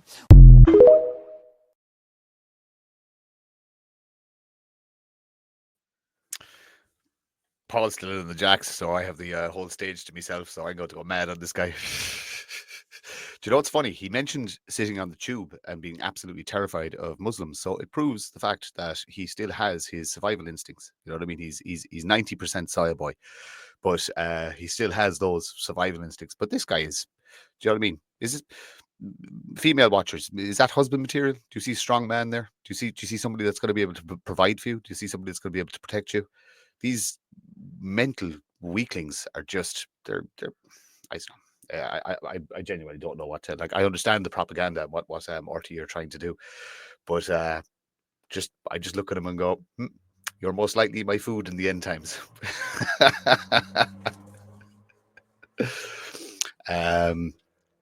We'll fire up a couple of comments there. Someone said, "I think the therapy after watching that." Wow, like Jesus Christ, man, it's ridiculous, yeah, isn't it? Yeah, but I don't know. There's no, but there's a whole generation of them out there. Do you know what I mean? They're just, how did we let this happen? Do you know what I mean? Yeah. I look at like whatever age he's probably in his 30s or whatever he is. But I look at my kids and I look at do you know what I mean? I'm gonna say raised animals, but they're hardy, like, you know what I mean? They're not. There's none of them weak. They all can think. They're strong. Yeah. What raised that? Yeah. What dad allowed that to form and grow into a person? Flourish. You know what I mean? Yeah, to flourish. Yeah. I don't know. He should have been drowned off at birth. You know what I mean? I wouldn't go that far. Maybe but I have to kick up the odd, kick up the you ladder, have to, you have to give it to them, like, you know what I mean? The way they put it together, and it got people thinking. It got me thinking as well. I'm saying, Jesus, people stop talking to me as well. But anyone with a weak brain or a weak mind would say, "Oh, Jesus, that must be me." You know, I better stop doing what I'm doing here. You know what I mean? I might get on my friends back again. You know what I mean? Like, the friends I've lost weren't friends, as far as I'm concerned. You know what I mean? They were gobshites, as far as I'm concerned. You know. Like, a lot of people fell for this, you know. I'd be the exact opposite. Like I have a network of people I call friends now that is 50 times bigger than what I had, would say, before COVID started and stuff like that. Yeah, I'm the same. Yeah, I'm the same. It's a case of, you know, we sought each other out, and we've a fantastic community and network all around the country, and you know, the thousands of people watching here. Look, the reality is we're right, and the masses are waking up. It's taken them a long time, but there's a definite turn in the tide. And like I said, it's probably still going to get worse before it gets better. But people are definitely waking up. But like the propaganda is relentless. It's just relentless. It never ever stops. Jaden's at the coming on there. Well, if Anthony doesn't hop on in the next 5 minutes, I will send in what I made. Orla approved, and Kev gave suggestions of improvement. Yeah, deadly. Can you fire up that video, just because I love this guy, the Canadian guy? Just fire up that video. Just get people fired up. Yeah. It's I like this outfit as well. I do. Yeah, he's a great TikTok account. I think it's Heel Horses or something like that. But he's something. We need one of these in Ireland. I wonder, could I rock a cowboy hat? You could, yes. You're rocking the boots, aren't you?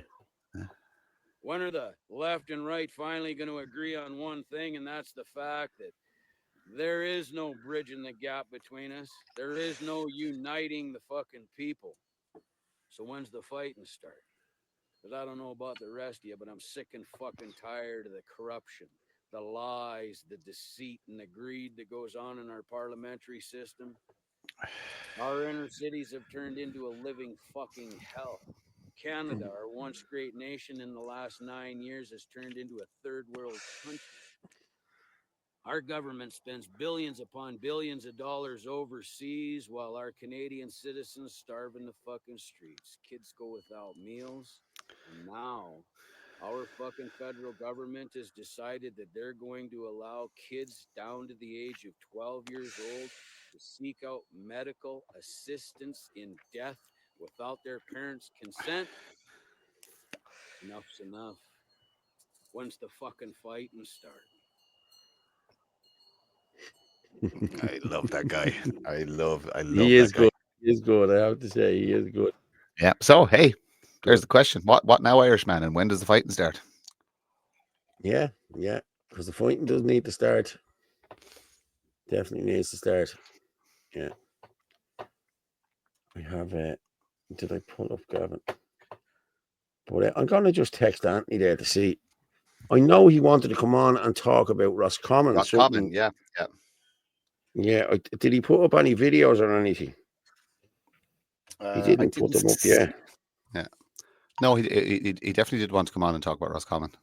Yeah, no, I know that. Yeah, that's why I want to text him now to see, is he coming on?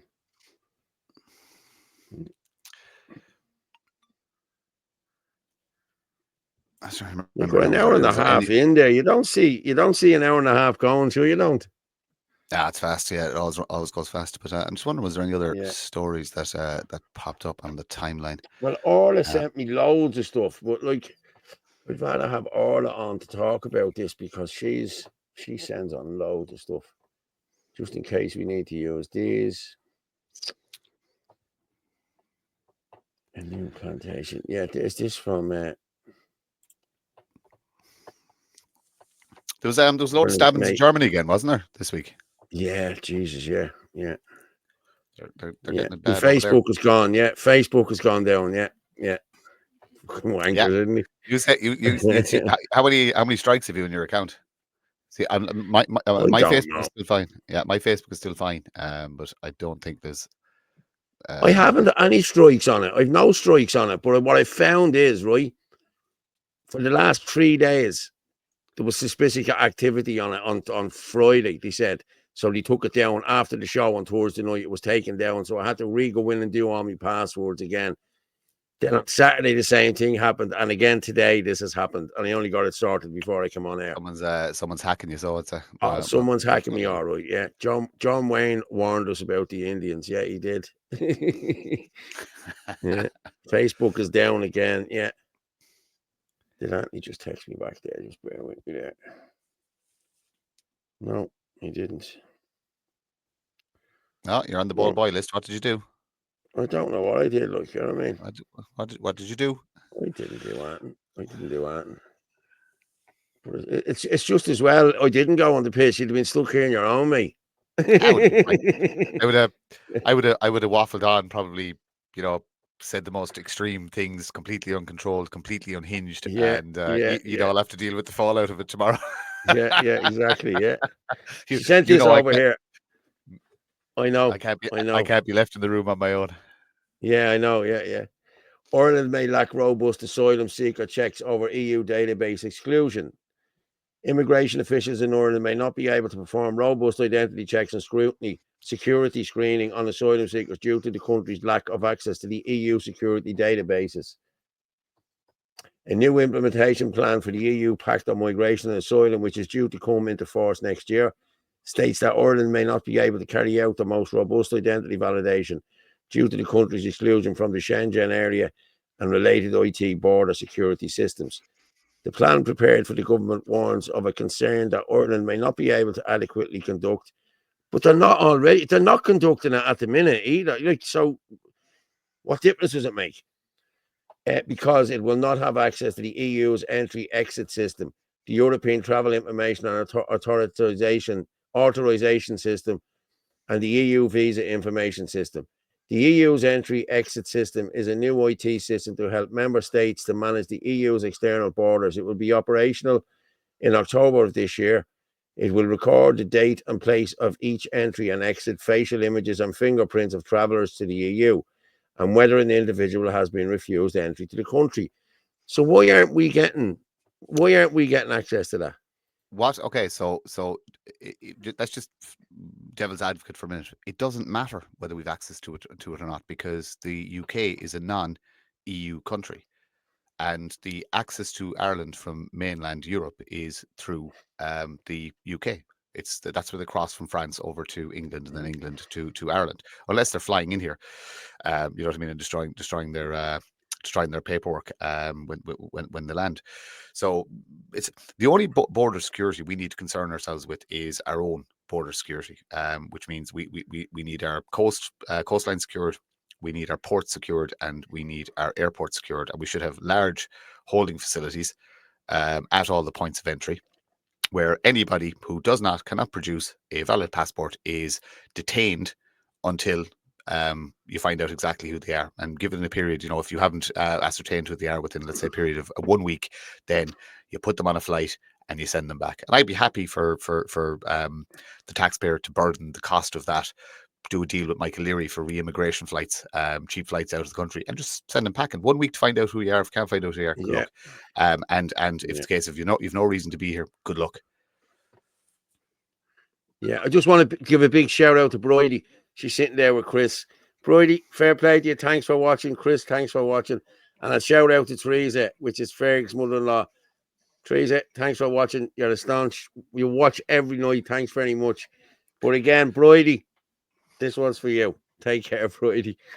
But here we have Rapunzel, have we? Hello there. How are you? Can you not come up with a different name? No, I just have this. Why I have to wear this all the time? Yeah, well, hey, listen.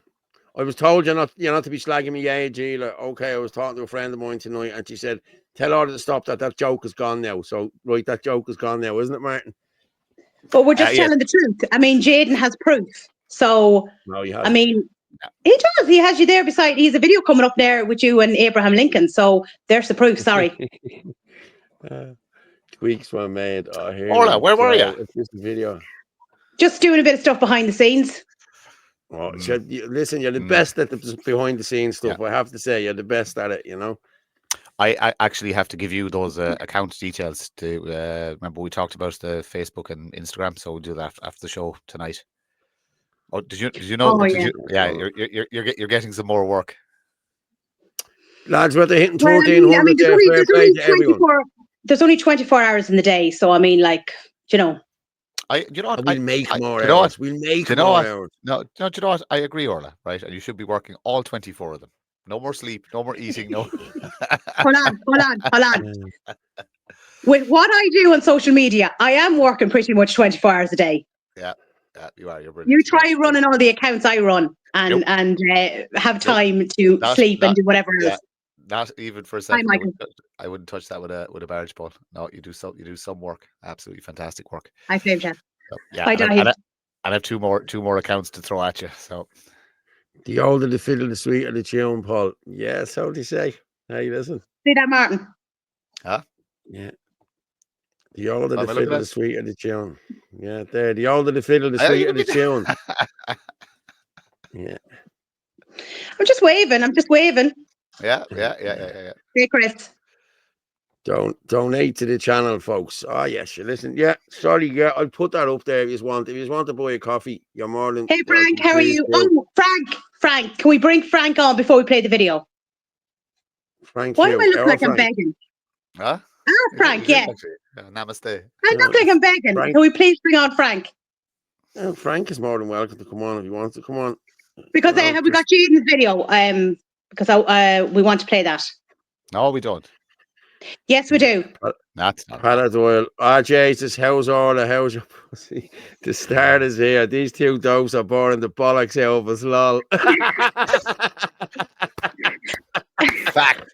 Absolute fact, Pallet. I love you. Honest to God, you're absolutely brilliant. How are you, Joan?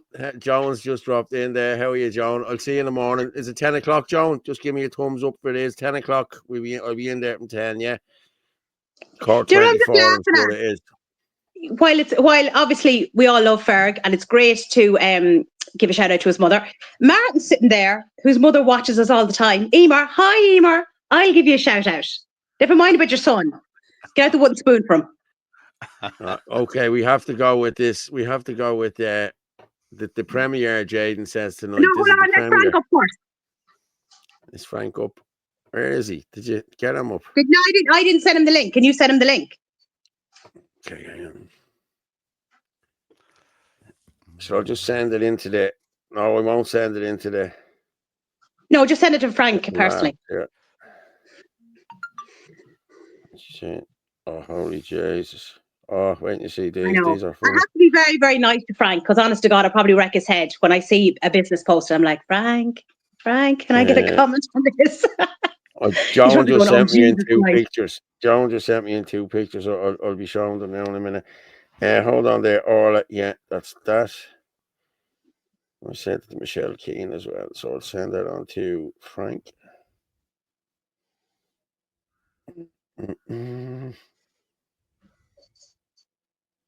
Frank Conway. No, I hope he doesn't have to jump through hoops the way he did the other night. But I tell you what I'm going to do. I'm going to just show you these two videos, these two pictures that was sent in to me. You love this. Do you hear Orla's pussy? Jesus Christ, you put a bit of oil on that, Orla. I wish I was, Dahi. What is Heather saying now? Oh my God.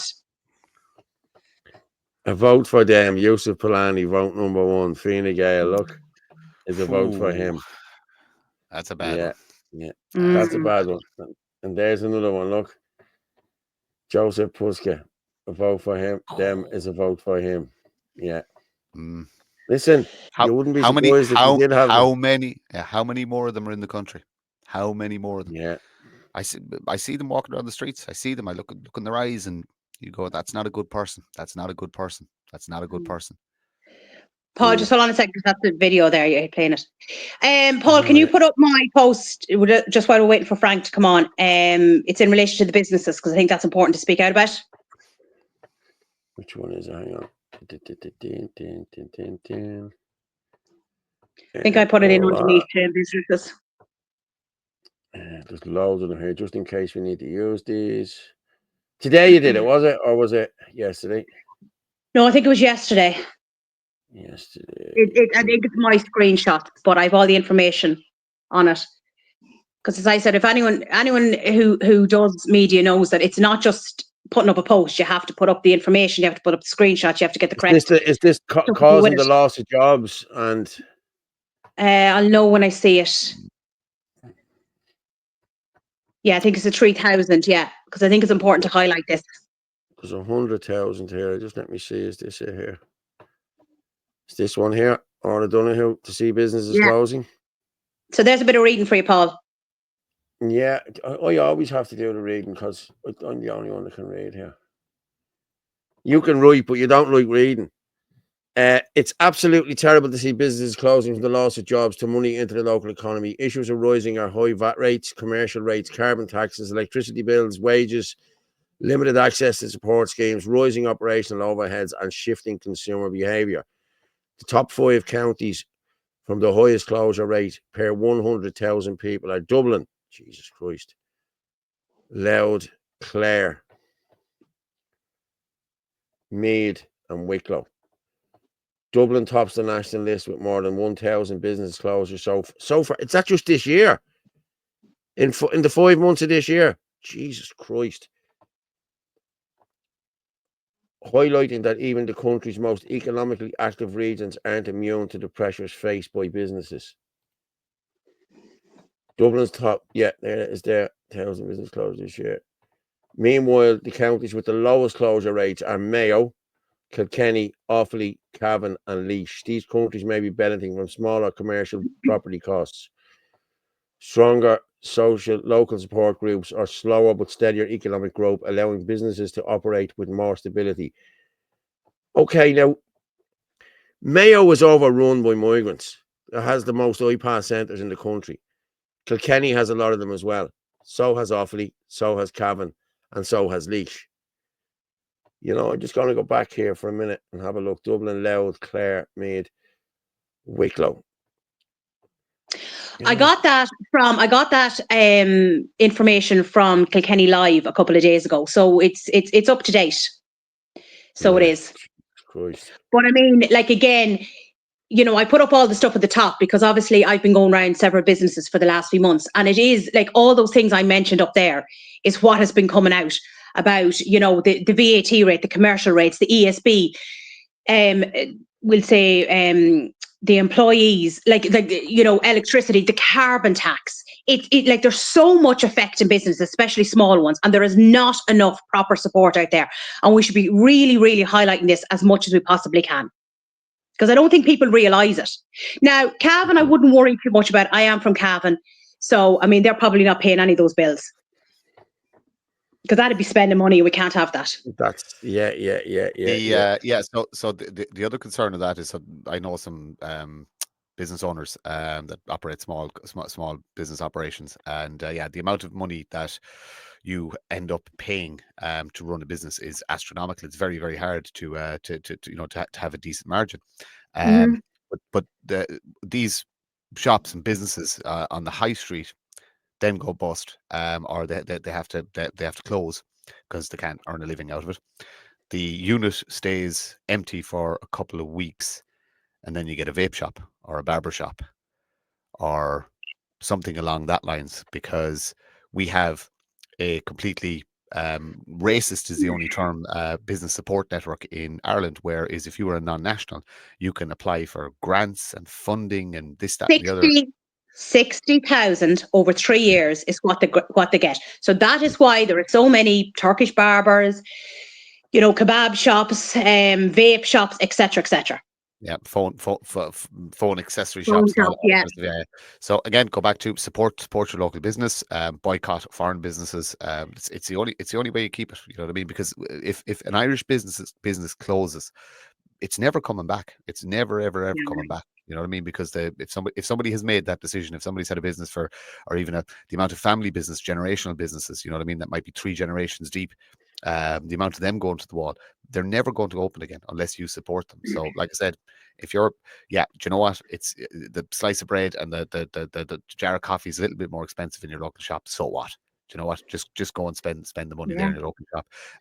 Your local butchers, you know, you're getting better quality product, so do spend the extra bit of money. You know what I mean? Go to an Irish barber.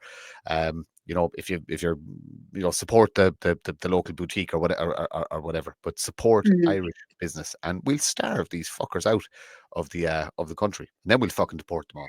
But there is something, because the woman that I'd be friendly with down here in Carlow, and she's a lovely woman, herself and her husband, I know them, and they support a lot of, we'd say, local charities and things like that, the schools and all that, with vouchers and everything like that. And, hi, Frank. Hey, how are you getting on?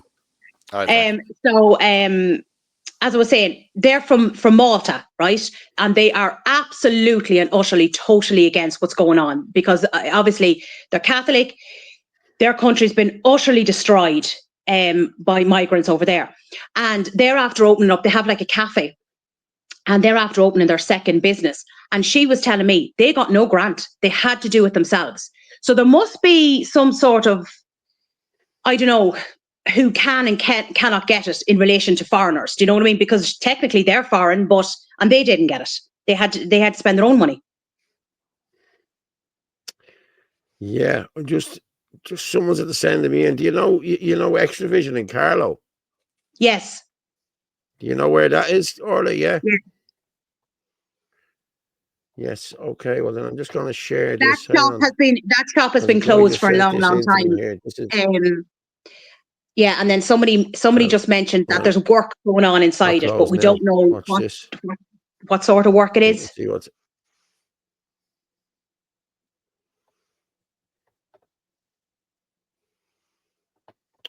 a load of foreigners. Okay. What's this?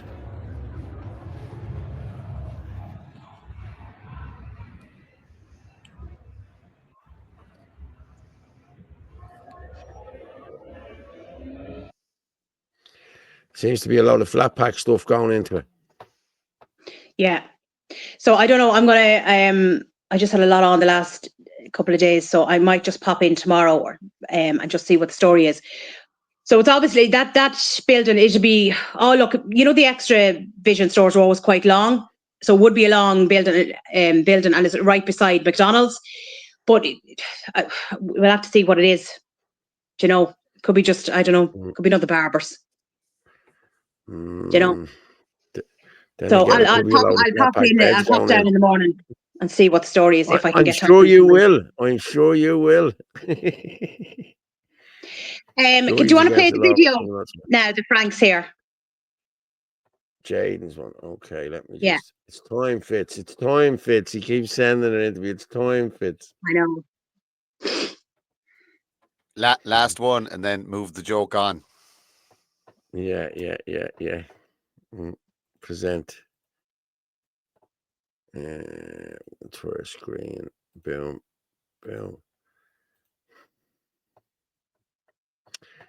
Right, let's go. I always deliver.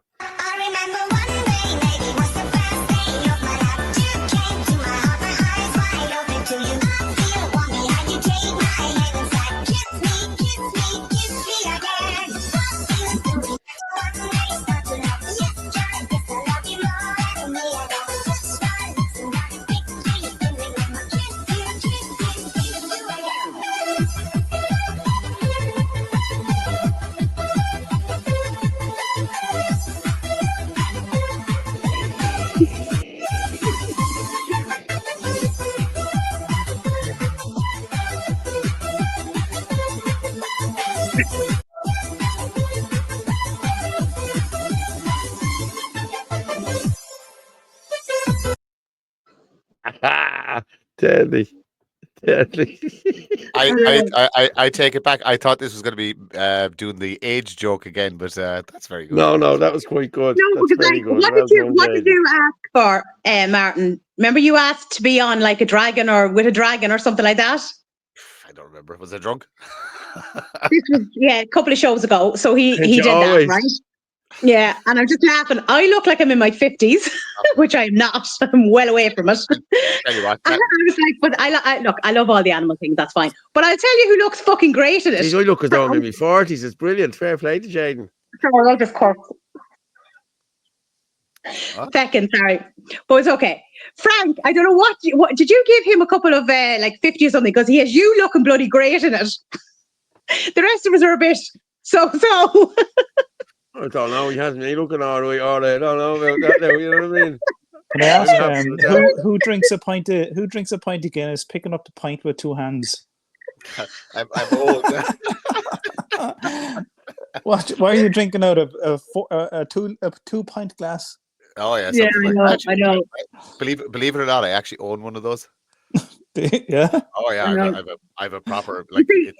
It's hard to lift. Frank, actually. Frank, he got off the dragon and he was a bit shaky, so that's why he's holding it in two hands. He probably gave a pint of blood. What AI tool is that? I don't know. Jaden, you come in. He told me before. I just can't think of it. Just fire Jaden. Fire it in the chat there, will you? Which whatever tool you're using. Yeah. He has me in a suit reading a newspaper, does he? But he has me, like, you look really good, Frank. Honest to God, you look like so professional looking. Do you know? So you do. And then that looks like me, like with the shorter hair, not so long ago as well. You know. And then poor Tom, he's talking to somebody in their sleep. I didn't pick that up. I didn't cop that again. Yeah, Paul. Actually, do you know what, Paul? Will you play it again? Because people need just to watch it again. Just watch it again. Just watch Tom do it again. I thought he knocked someone out though, but no, I think you're right there. Now we're not insinuating that he put him to sleep. We're not insinuating that.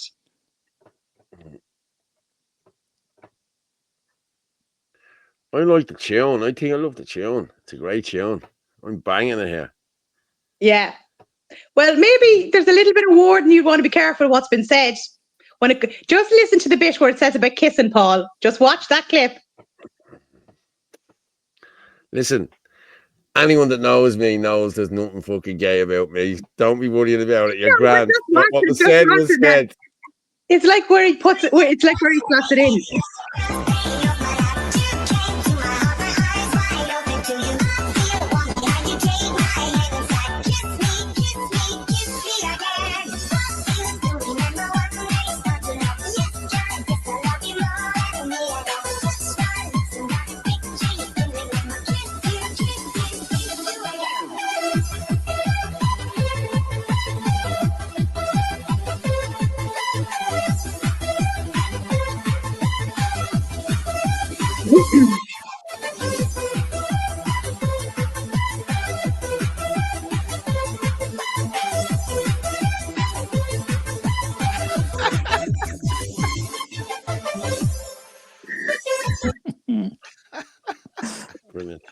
Brilliant. I think that's the new team for the. That's the new star team. I think. That's actually. Do you know what we should do? The next time we should recreate that picture in person. That one there in real life. Yeah. You'll have to wear the big long red gown though. Orla, do you own one? Yeah. Sure you have. Little Red Riding Hood. You know when you do your costume, dress up shit and all that. Yeah, but no, I have to say it's brilliant. Like, I was just laughing, like, I'm just going, like, he meant so, right, as I said, some of us look great in it, right? And then you get to poor Tom. Patter said, I'm stoned off me biscuit. Play it again. Yeah. It's a tune. It is a tune. What is up with Sarah when she's out in the league? It looks like Right. you know that Eurovision entry by Father Ted and Dougal with the horse. Oh Yeah. We get it. Tripping out. Just go back to Gentle Poets post there.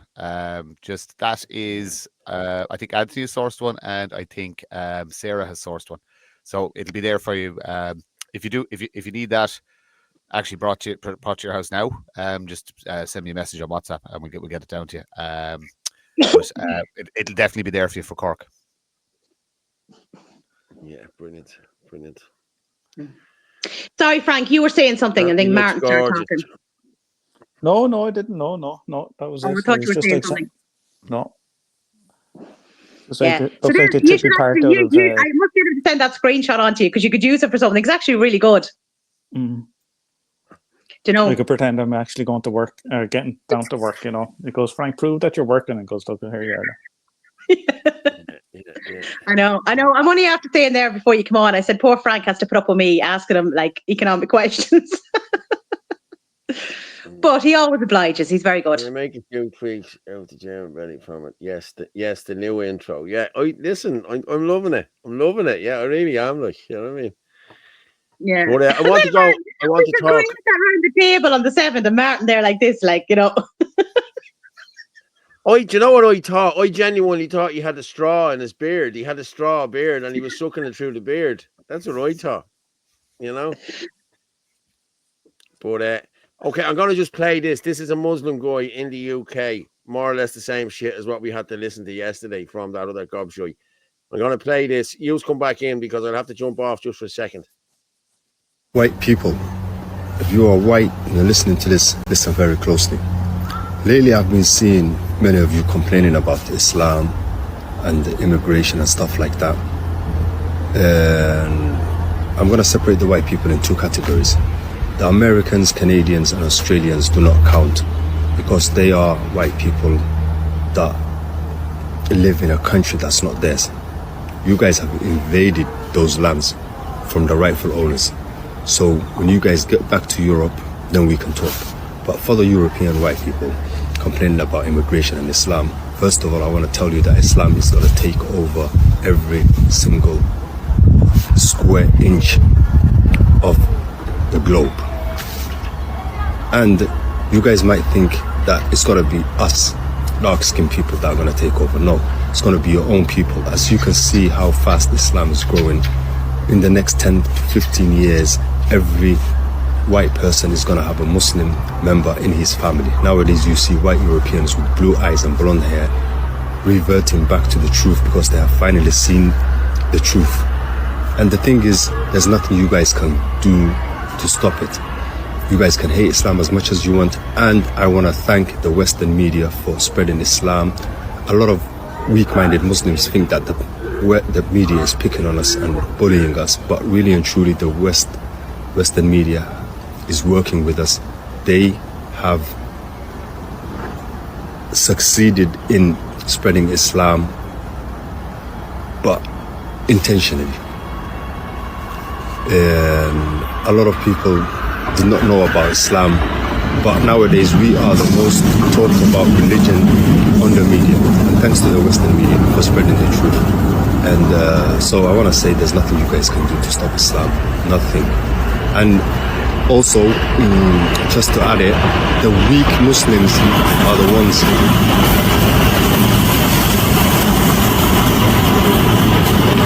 Yeah, just to add it. Sorry about the noise. Just to add, it's the weak Muslims that always talk about Islam being a religion of peace. Islam is not. It's not a religion of peace. It does not mean peace. It means to submit to Allah, and it is a religion of justice. Put that in your head. It's the weak so-called Muslims, the cowards of this ummah, that claim that Muslims are religion of peace. I want to clarify that as well. Islam is the religion of justice.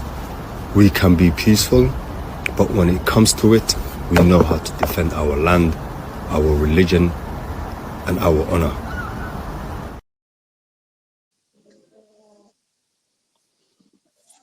Well, he's not wrong, is he? What the media are doing.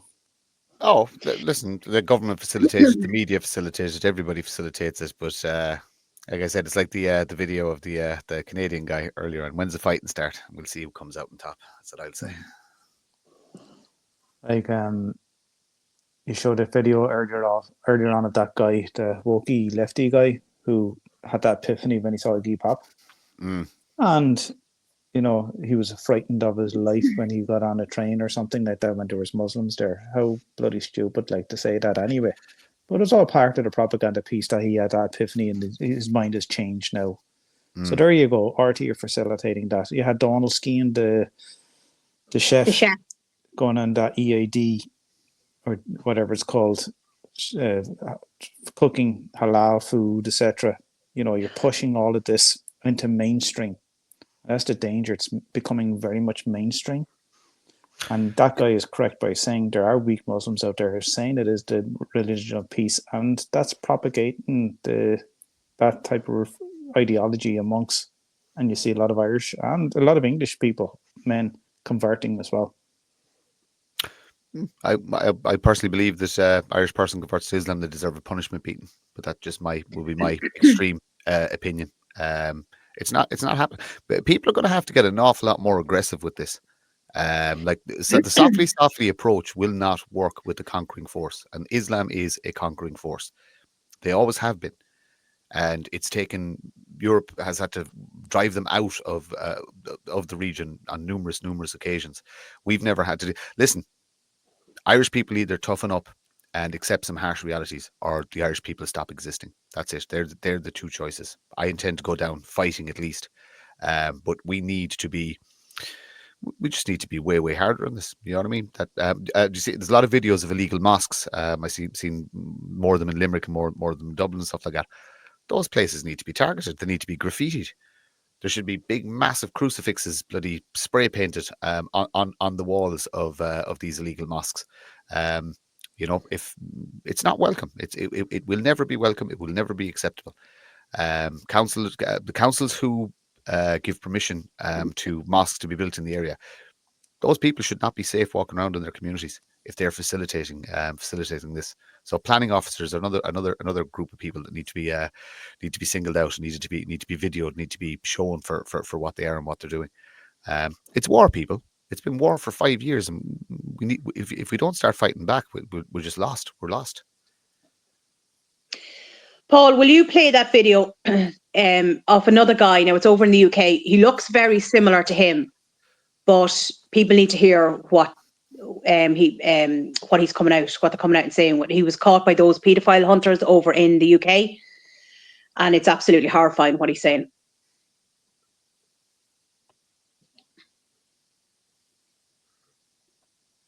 Man trying to get a 14-year-old child, Yeah, that's it. Yeah, I like this guy. I love this young fella. This young fella's very good. This Nordy young fella, he's really good. What's his name? You'll see now in a minute. You'll see who he is. But he's very good, this young fella. Girl, you had arranged to meet her, to take her back to your house for sex. You're not 18. No, I didn't say nothing about sex. That's what you're wrong so there. you agreed to meet, you have been speaking to a 14-year-old? Like, she told me she was 18 and her profile says 18. 14, right. Well, I don't remember that. You spoke to her about making her bleed when you had sex. You spoke No, to no, no, her no, no. I did not say about no, no, going no, to no. Syria to marry you. No, I didn't say nothing about it. I'm not even from Syria. Are you actually serious? I'll tell you what I am. So that guy's not 18. And what you're witnessing there is a potential human trafficker. And here's why. So there is an issue within Britain and the West at the minute with radical Islamists that are working for terrorist cells all across the Middle East.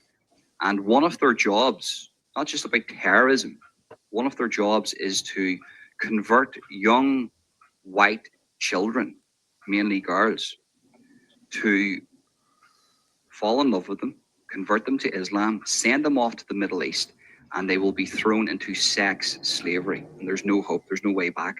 And a lot of the times these young girls will be murdered if they try to leave. And that is their life for the rest of their life. And that is a real thing. And not just, it just doesn't happen with young white British girls, but it does happen within the sort of the Islamic community itself with Muslim girls, with the radicals. But mainly they go for young white Christian girls, children between the ages of 12 and 18 to send them over to the Middle East into sex slavery. Now that guy's going to deny this, of course, and he's been caught buying to rights with this information. This is a paedophile hunting group that has been speaking to this character for quite some time and know exactly who he is and what he's capable of. The Metropolitan Police know about this. The police all across Britain, Ireland, and Europe and the United States of America know about this. And there's not much that they can do about it. If they have radicalized young children, which they're doing at the minute across Britain, Ireland, Europe, and the United States, and they literally are told to lie to further the agenda. And there's many people like this that have got all different types of jobs, whether it be explosives, converting young children to sex slavery.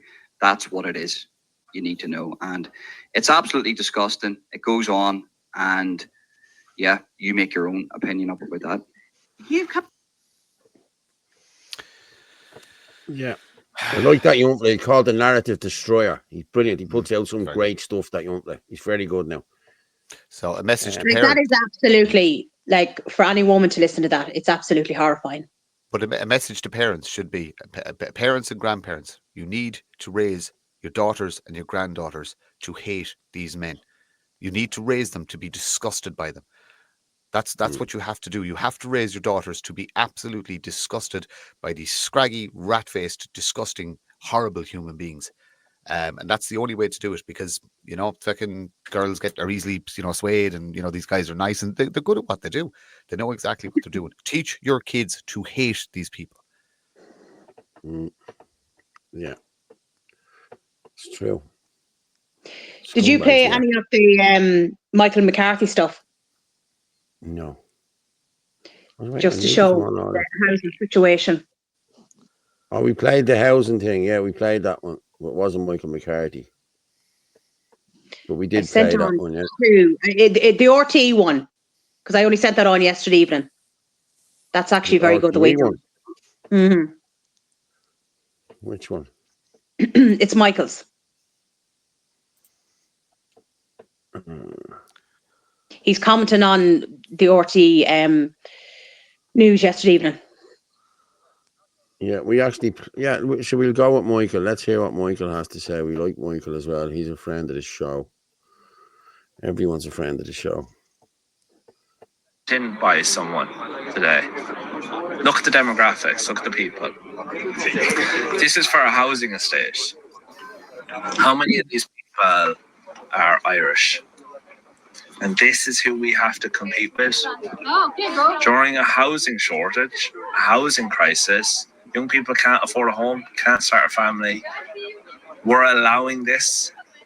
It's shocking.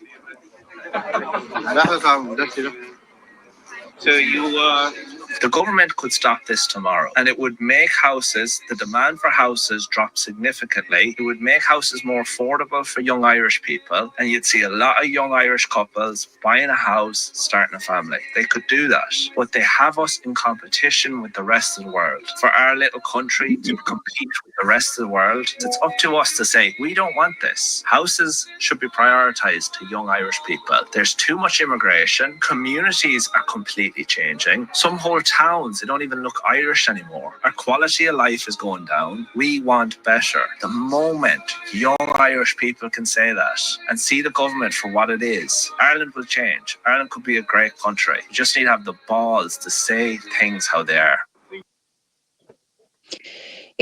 Well, that was one of them. There should be one after that. There should be one after that where he's commented on the RTE. No. It should be after. One after.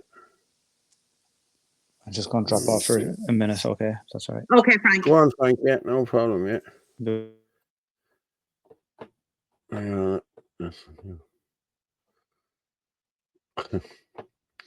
Look at his profile picture. He looks like look at his profile picture. He looks like some sort of a rock star or something. Yeah. Economic rock star. Oh, I'm not seeing that in here. I see that one all right. I'm not seeing another one. The other one. There should be the one from. Yeah, there should be the one from because the way he done it was very good. He commented on the RTE News. Can you play it from X if you go onto his page, or do you have to download it? No, I can play it from X. Yeah, it's only from yesterday evening, so it won't take. It'll only be a couple of posts down. Ferg, good night and God bless, Ferg. Yeah, I know you're up early in the morning. I'm up early myself in the morning, Ferg. Good night and God bless and take care. Yeah. Good night, Ferg.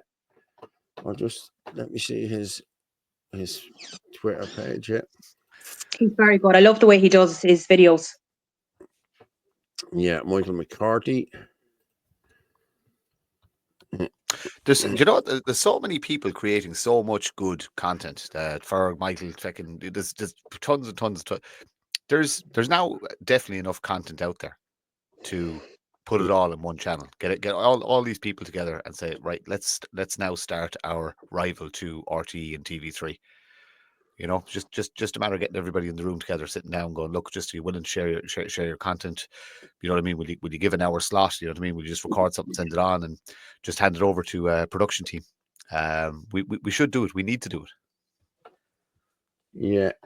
Yeah. Well, there's enough of us there to do it. There is, and listen, with a new news channel, that's what we need.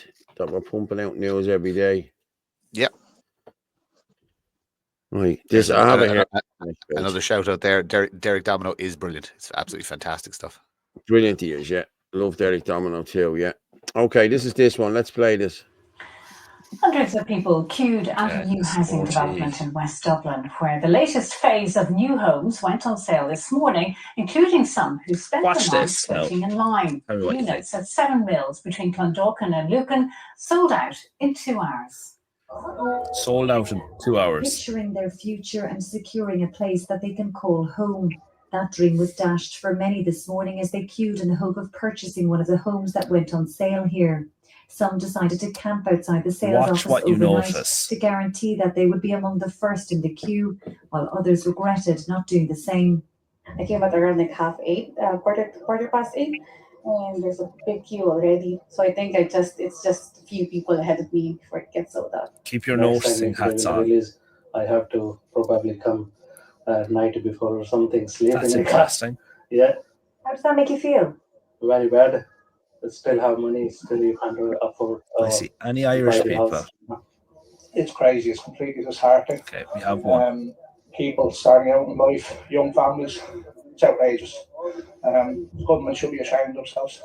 While the government has said it's committed to improving housing supply, the people here today who lost out on a home are not feeling reassured. They say a further challenge in this long and difficult process of purchasing a home is that prices are going up all the time. Because it's so tough, looking for houses. Fortunately, this is the house that is close to the Help to Buy scheme, 500,000 in it.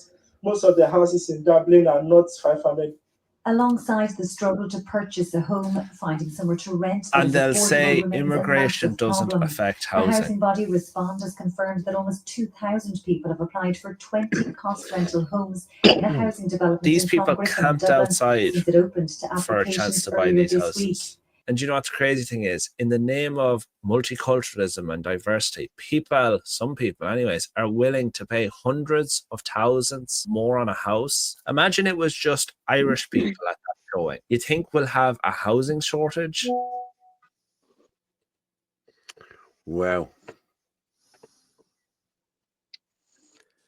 Like they're even on the Help to Buy scheme. The which? They're even what he mentioned there was he was on the Help to Buy scheme. You know, what's that? First time buyers could get up to 70 grand, is it? Yeah, I think so, yeah. Yeah.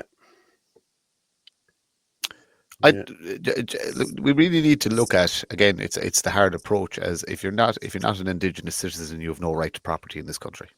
Simple as that. That is the only way forward, and there's the only solution forward. And it's for everything else as well, Martin. You know, pensions, the whole lot. We cannot have people coming in here for reunification purposes because, do you know what? We wouldn't be able to do it if we had to go to Australia or Canada or America to follow over to our kids or whatever. If they're over there, you wouldn't be entitled to it. But yet they can still come over and they'll get the pensions, they'll get the benefits, they'll get access to medical, housing, as you mentioned there. It's destructive. But it's not even that they get access to it. They're actually jumping the queues. They're put to the top of the list. Like I said, I know there's some interesting work going on with people investigating councils where they have evidence that non-nationals have been bumped ahead of people who are 15, 20 years on a housing list. You know, over Irish people. So your councillor shouldn't be able to walk the streets. Your senior civil servants shouldn't be able to walk the streets. We should actually not. We should turn our attention completely away from the people coming in. Obviously, protect your communities, but it's the Irish traitors that need to start feeling the heat now, and severe heat. I'm just going to go with a video here from Gavin. Gavin done a video there yesterday as well, or this morning it could have been. Watch this. This is fucking ridiculous. Like.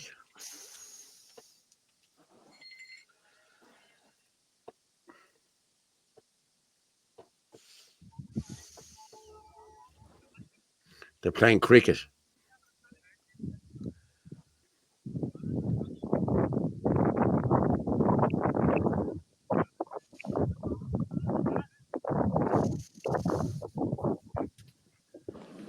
How are you folks? Councillor Gavin Pepper here, and I'm here over at the new Lockhouse Way 7 Mills development being built by Kieran Homes, where there was a queue yesterday of a couple of hundred people, majority foreigners, that are trying to purchase a property for between 480,000 and 500,000 euro. I was talking to an Indian man this morning who's complaining that last year it was 380 grand and now it's 480 grand for the house. He's living here 5 years and he qualifies for the Help to Buy scheme. This is madness. Why are foreigners allowed to compete with Irish families and couples to purchase a property in Ireland in the middle of a housing crisis when we have over 15,000 Irish families and over 4,000 children in emergency accommodation? Where is the priorities lying here? The Irish government have signed up to the EU Migration Pact, agreeing to bring in a minimum of 30,000 immigrants a year when we don't have the housing to look after our own people. This is about supply and demand, and we don't have supply to meet the demand. So it's time to close the borders and restrict immigration into our country and send the illegal immigrants home. The new Jamestown development that's getting built in Finglas, I support it. But who are these houses going to go to? Because at the end of the day, Irish families cannot afford these homes. They're not affordable. It's insane what's going on. Then you take the new development going on with the social and the cost rental. The cost rental, you have to be on 66 grand. Social housing, you have to be on up to, I think it's 42, 43,000. But what about the 43 to 66,000? They're being discriminated against. Some of these people could have been on the housing list 12 years and then they just go over the threshold. Where do they fit in? How does that make any sense? It doesn't. It's time to start putting your people first. Ask yourself as a British taxpayer, where do you want your taxes going? Do you want your taxes going on getting special needs places for the kids in school? Looking after the carers.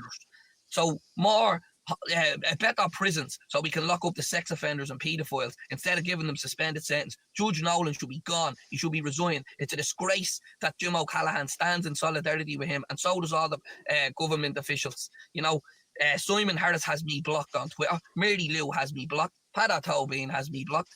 They don't want to answer the questions. We need to be locking these sex offenders up for life sentences. But no, they get suspended sentences in the Republic of Ireland because of the likes of Judge Martin Nolan. What's going on? Why is this happening? I want me taxes going on helping our people, not foreign nationals.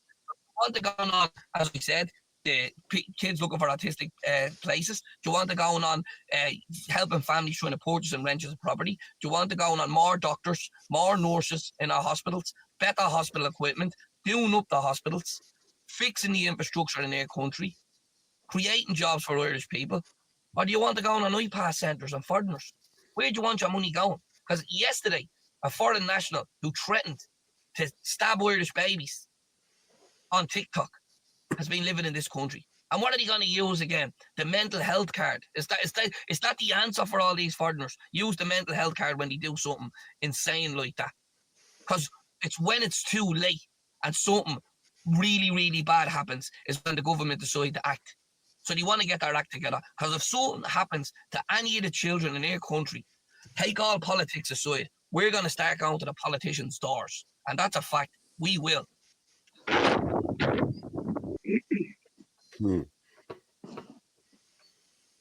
Yeah. No, he's right. He is right. He's dead right. Someone just posted up there as well that Judge Nolan's laptop should be forensically examined. Yeah. I think I sent that stuff on and from the other day with Judge Nolan. Like another, what was it, over 900 images. And the man got a suspended sentence.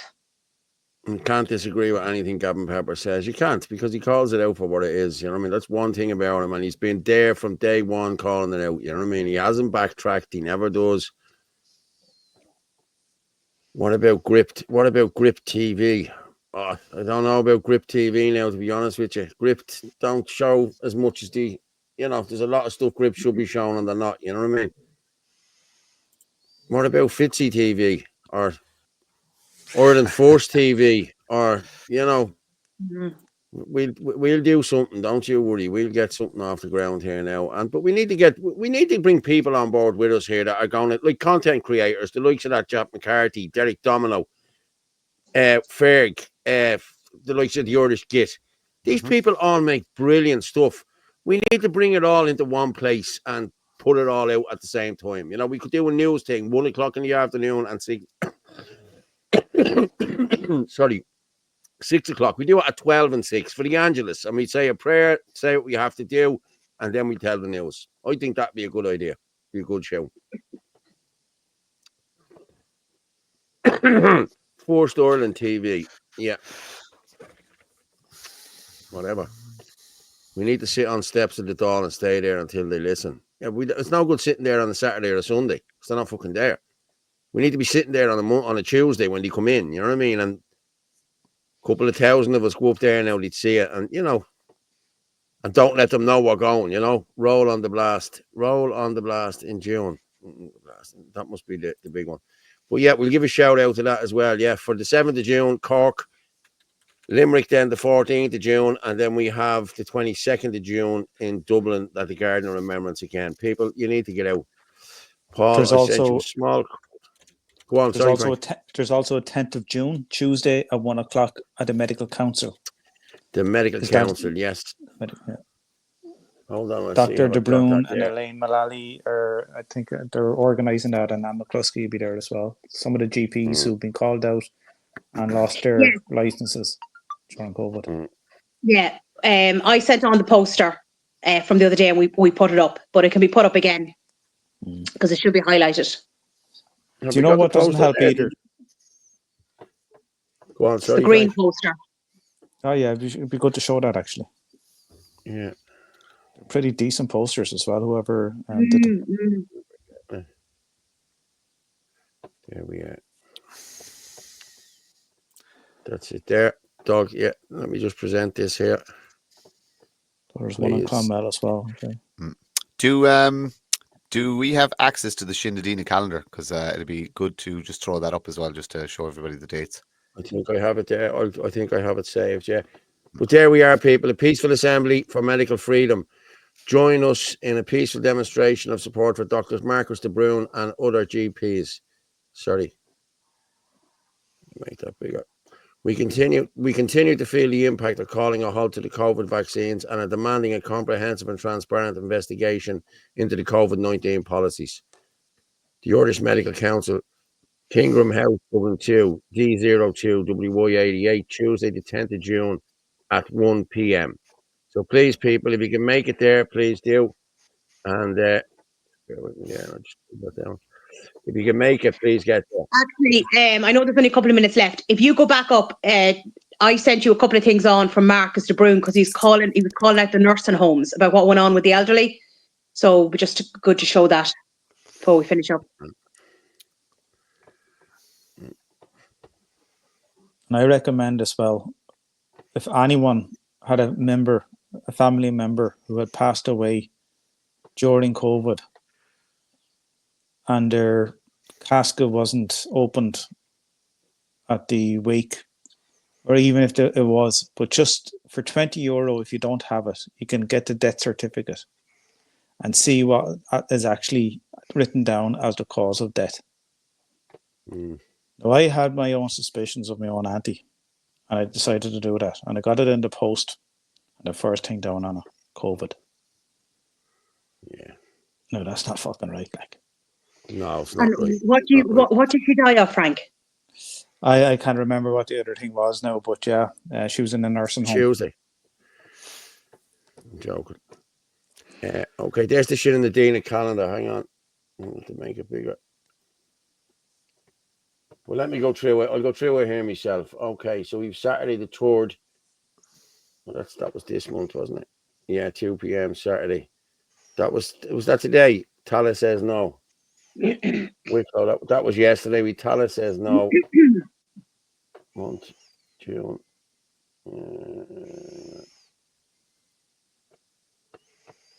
May, June. There's June. June, we have the national protest in Cork on the 7th of June. We have the Medical Freedom Assembly on the 10th of June. We have the 1 p.m. Limerick Says No rally on the 14th of June. We have the national rally in Dublin on the 22nd of June. And we have a homesteading. And then we have 5 p.m. Ireland Force public meeting. Okay, that's on the 28th. That's us. Yeah, we have the public meeting in the Black Forge. So that's what's going on with Shinadina for the next couple. So my dad got the job. My dad got the job 3 weeks ago. He is dead now. Jesus, so sorry. Which one? God, I'm sorry. Wow. His dad got the job 3 weeks ago. He's dead now. Oh my God, I'm so sorry to hear that, mate. Can you get up? Can you get up the market? Exactly. There's only 3 minutes left. Sorry, Frank. Well, what were you saying? 2 minutes left. No, someone put it up there. There's the Clonmel one as well. So when is that? Same day. It's the same day as the Cork protest. Okay. Yeah. So there's a couple of smaller protests in towns going on the same day. For those that can't travel to the bigger cities, there's going to be some smaller protests all around the country on the same day. But Clonmel will definitely need support that day. If anyone's interested as well, Ireland First have polo shirts that we've got done up. Isn't that right, Martin? Yeah. Ordered. We'll have next week. We'll probably wear one on the show next week. I should have worn mine. I will. I'll wear one on the show next week. No problem. No, I think, Jesus, Paul, I think you should stay in the suit. I think you should. That should be your. Fuck off. Yeah. Lads, we're hitting 1,500 there. Fair play to everyone. Keep Hang on there for a minute. I know it's shared and now we're going. I'll grab a t-shirt to show you, will I? Go on, quick. Yeah, go on. Lads, if you can get us a stripe, if you can buy us a coffee, please do. And as always, you can send in a text on that. But fair play, we've hit 1,500. Fair play to everyone. Thank you very much. Let me just get Frank here now. Comments, what have we got here in the last? I know a kid, I went to school, passed away 2 months ago, got the job. He's fit as a fiddle, never smoked, I touched a drink, I walked every day. Oh, Jesus, thanks, Paul Martin and all that. I'm out in K9 duties. Fair play to Eddie.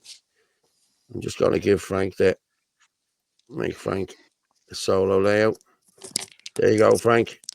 Throw it up there and give us a look. We've only a minute left. We're only 30 seconds. Come on.